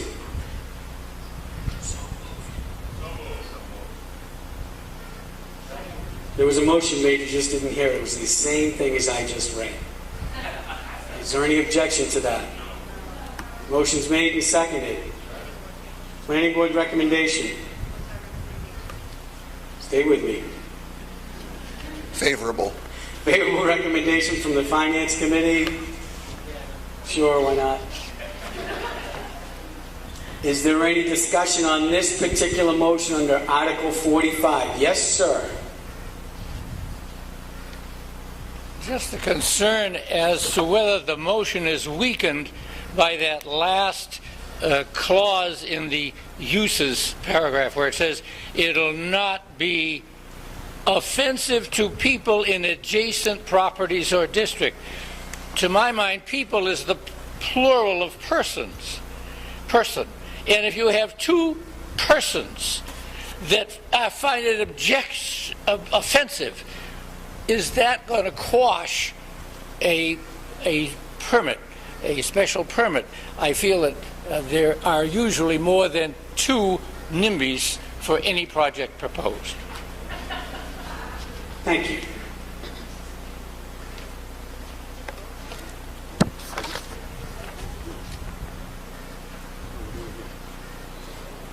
Yes, sir.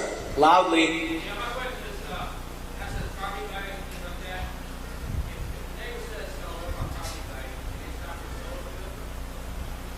The question is, if the neighbor says it's going to ruin my property value, will it stop a solar field? Is there an answer to that question? It could is the answer to that question. There is a statute in the records that says you're not supposed to make unreasonable restrictions on solar fields. That's correct. Whoa, whoa, whoa, whoa. If you want to ask me a question, you can at least stand up and speak loudly. I didn't hear. No, towns can make their own bylaws. I don't think it's sufficiently inconsistent with the state law to cause a problem. It's standard special permit language.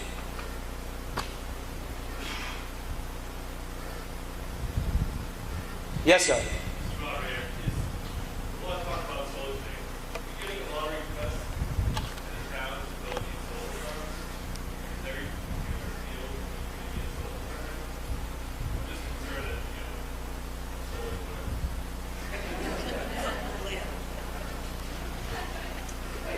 have an answer to that question.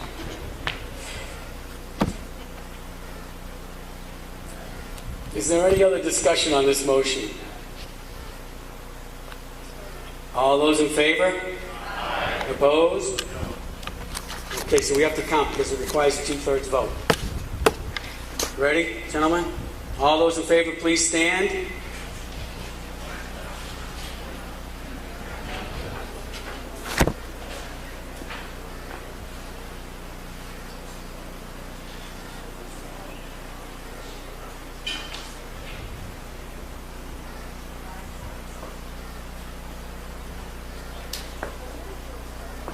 I don't know. I lost track of third.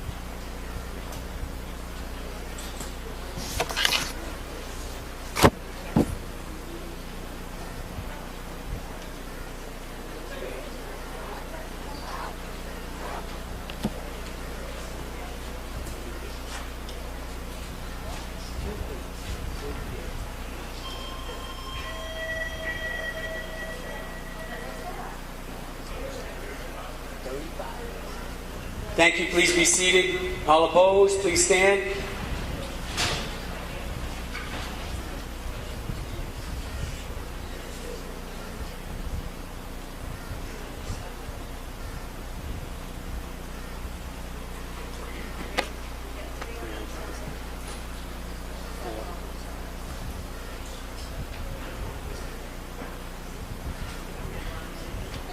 Thank you.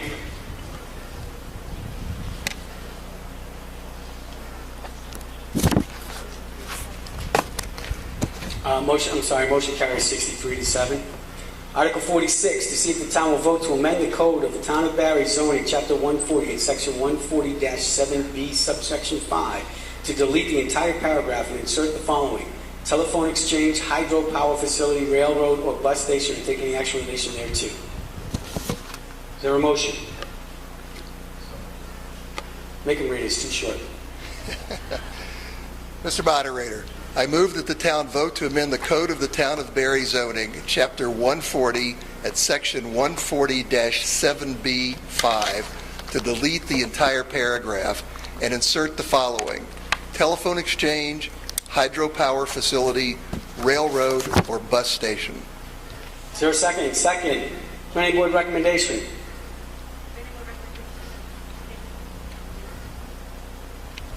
Favorable. Is there any discussion on the motion? Yes, sir.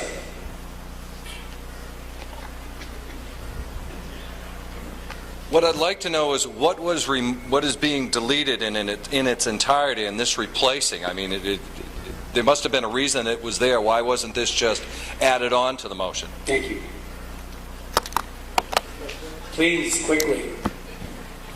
The present clause 5 reads telephone exchange, comma, natural gas or electric power facility, comma, pumping station, comma, railroad or bus station or other public utility use, period. Public utilities and facilities specifically exempted from zoning by the general laws are not covered under this section. The main change is to eliminate the language about electric power facility, because it will be now covered under the solar facility portion of the bylaw that I hope you accept later. Thank you. It's also in your booklet, page 27. Are there any other questions? Yes, sir. Comment. It seems the planning board needs more teeth in the law that they're actually using. That's what the other off that situation just for a minute. I think we need to protect our rural character. And a solar farm, not a farm, it's not a farm. We're mostly R80. And what R80 says to me is rural residential farming community. Thank you. Thank you, sir. Any other questions? Comments? All those in favor? Opposed? It's unanimous. Thank you. Article 47, to see if the town will vote to amend the code of the Town of Barry zoning chapter 140-2 by inserting the following. Solar energy facility, a structure that is designed and constructed and intended to convert solar energy to electricity generated for residential or commercial use. Solar energy facilities shall include, but not be limited to, solar energy facilities, whether referred to as solar energy facility, photovoltaic facility, solar photovoltaic system, or otherwise, or taking the action in relation thereto. I move we... So moved. Is there a second? Planning board recommendation? Why does he keep making me ask that? Favorable. Well, I've got to read something. Okay. Is there any discussion on this motion? Does everyone understand it? All those in favor? Oh, I'm sorry. Isn't this the one that the gentleman in the rear said he needed to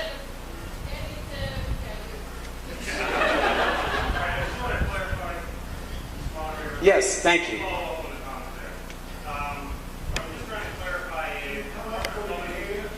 Yeah, come on up front. Don't be shy.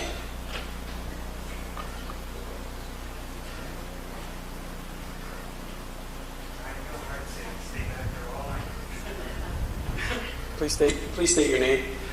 My name's Matt Urban. I just wanted to clarify that the Department of Public Utilities defines a solar facility in more detail, and it's really specific to the net metering and what constitutes kind of the ability to get your net metering based on one lot, 1 meter connection to the national grid or municipal electrical grid. And so if we use similar terms as in defining a solar energy facility in our bylaw, we could possibly be creating a conflict between the wording we provided, which does not speak to your net metering and what constitutes a solar facility in the eyes of the Department of Public Utility. So I just think we may either want to come up with a new word, solar energy producing site, just so that we don't, or just table this and reference it to the Department of Public Utilities definition. So that's my comment. Thank you. Yes, ma'am. Can the town council respond to that?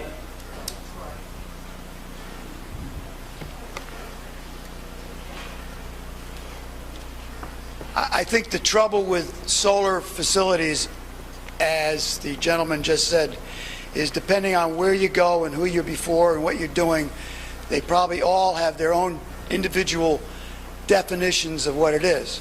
And I tried to incorporate by using or otherwise in this definition so that it would be all-inclusive. And the intent is to have this definition include all types of solar facilities. The word solar farm is a total, abomination, and I can't imagine anybody really believing that it's a farm.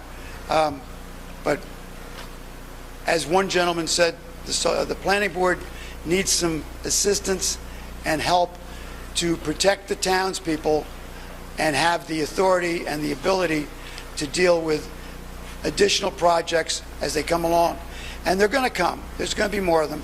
You've seen quite a few, but this isn't the end. And if we don't do something with this and the next bylaw, you'll be leaving the planning board with absolutely no ability to deal with anything. So I would suggest it's sort of as I said to somebody earlier. I said, solar and ice cream have similarities. I love ice cream. And you all like ice cream too. And during the summer, we love ice cream on a day like today. But if you get too much ice cream, you can get a headache or get sick or diabetic or something like that. Okay. Well, solar projects are the same thing. We have a real need to come up with alternative means of energy, and solar is one of them. But so much solar that it wipes out your ability to grow crops, trees, and other things is going beyond where it becomes useful, and it becomes like the ice cream, a headache.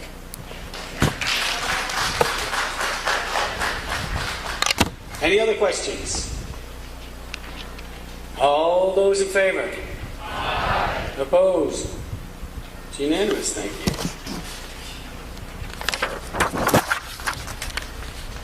Article 48, to see if the town, I know this is the last one, but I have a few closing comments, so you can't leave. It'll only take a minute. Article 48, to see if the town will vote to amend the code of the Town of Barry zoning, Chapter 140, by inserting a new section 140-10-1 entitled Solar Energy Facility, a copy of which is available at the Planning Board office to take any action in relation thereto. Please read. Mr. Moderator, I move that the town vote to amend the code of the Town of Barry zoning, Chapter 140, by inserting a new section 140-10-1 entitled Solar Energy Facilities Special Permit and Site Plan Review, a copy of which is attached hereto and as printed in the Financial Committee booklet. Motion's made and seconded. Planning Board recommendation. Favorable. Favorable recommendation from the Planning Board. Okay, discussion on this motion. Does everybody understand the motion? Yes, sir. Oh, come on up. Quickly. Last one, we need to be loud so that people don't ask me what you said. Don't give me that look. I'm Philip Hubbard with the Barry Planning Board. I know at our last meeting we talked about amending some of the language, and I don't hear that being discussed. It is in there? Okay, fine. The amended language is in there according to Town Council. Yes, sir. Hi, it's me, Frank, again. I'm also on the planning board, and to the person that was mentioning about the teeth, these new things are giving us the teeth to help you people out. Thank you. Thank you, sir. Thank you for clarifying. Thank you. Are there any other? Yes, sir.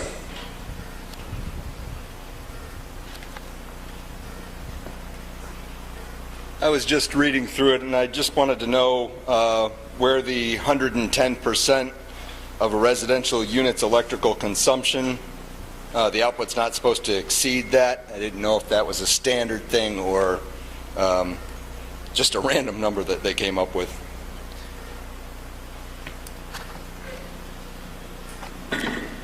Attorney Garrett? It was something that was mentioned somewhere along the way, and I can't find any source for it, but it allows the residential unit to have the scale of the unit on the roof or in his backyard exceed what he's actually going to use by a limited percentage. The companies that go and put your rooftop or backyard unit up are also going to limit it, that it's only going to make a certain amount of electricity so that you're not able to, bill out the electric company for your excess. You're not generating so much in excess of your use. Right. And you won't get paid by the electric company anyway. Thank you. Are there any other questions on this zoning amendment? Seeing none. All those in favor? Aye. Opposed? It's unanimous. Fantabulous. Okay. I'm not going to entertain a motion to adjourn. Wait, I said no one can leave. Finance Committee. The Finance Committee over in the corner. They're phenomenal. Thank you.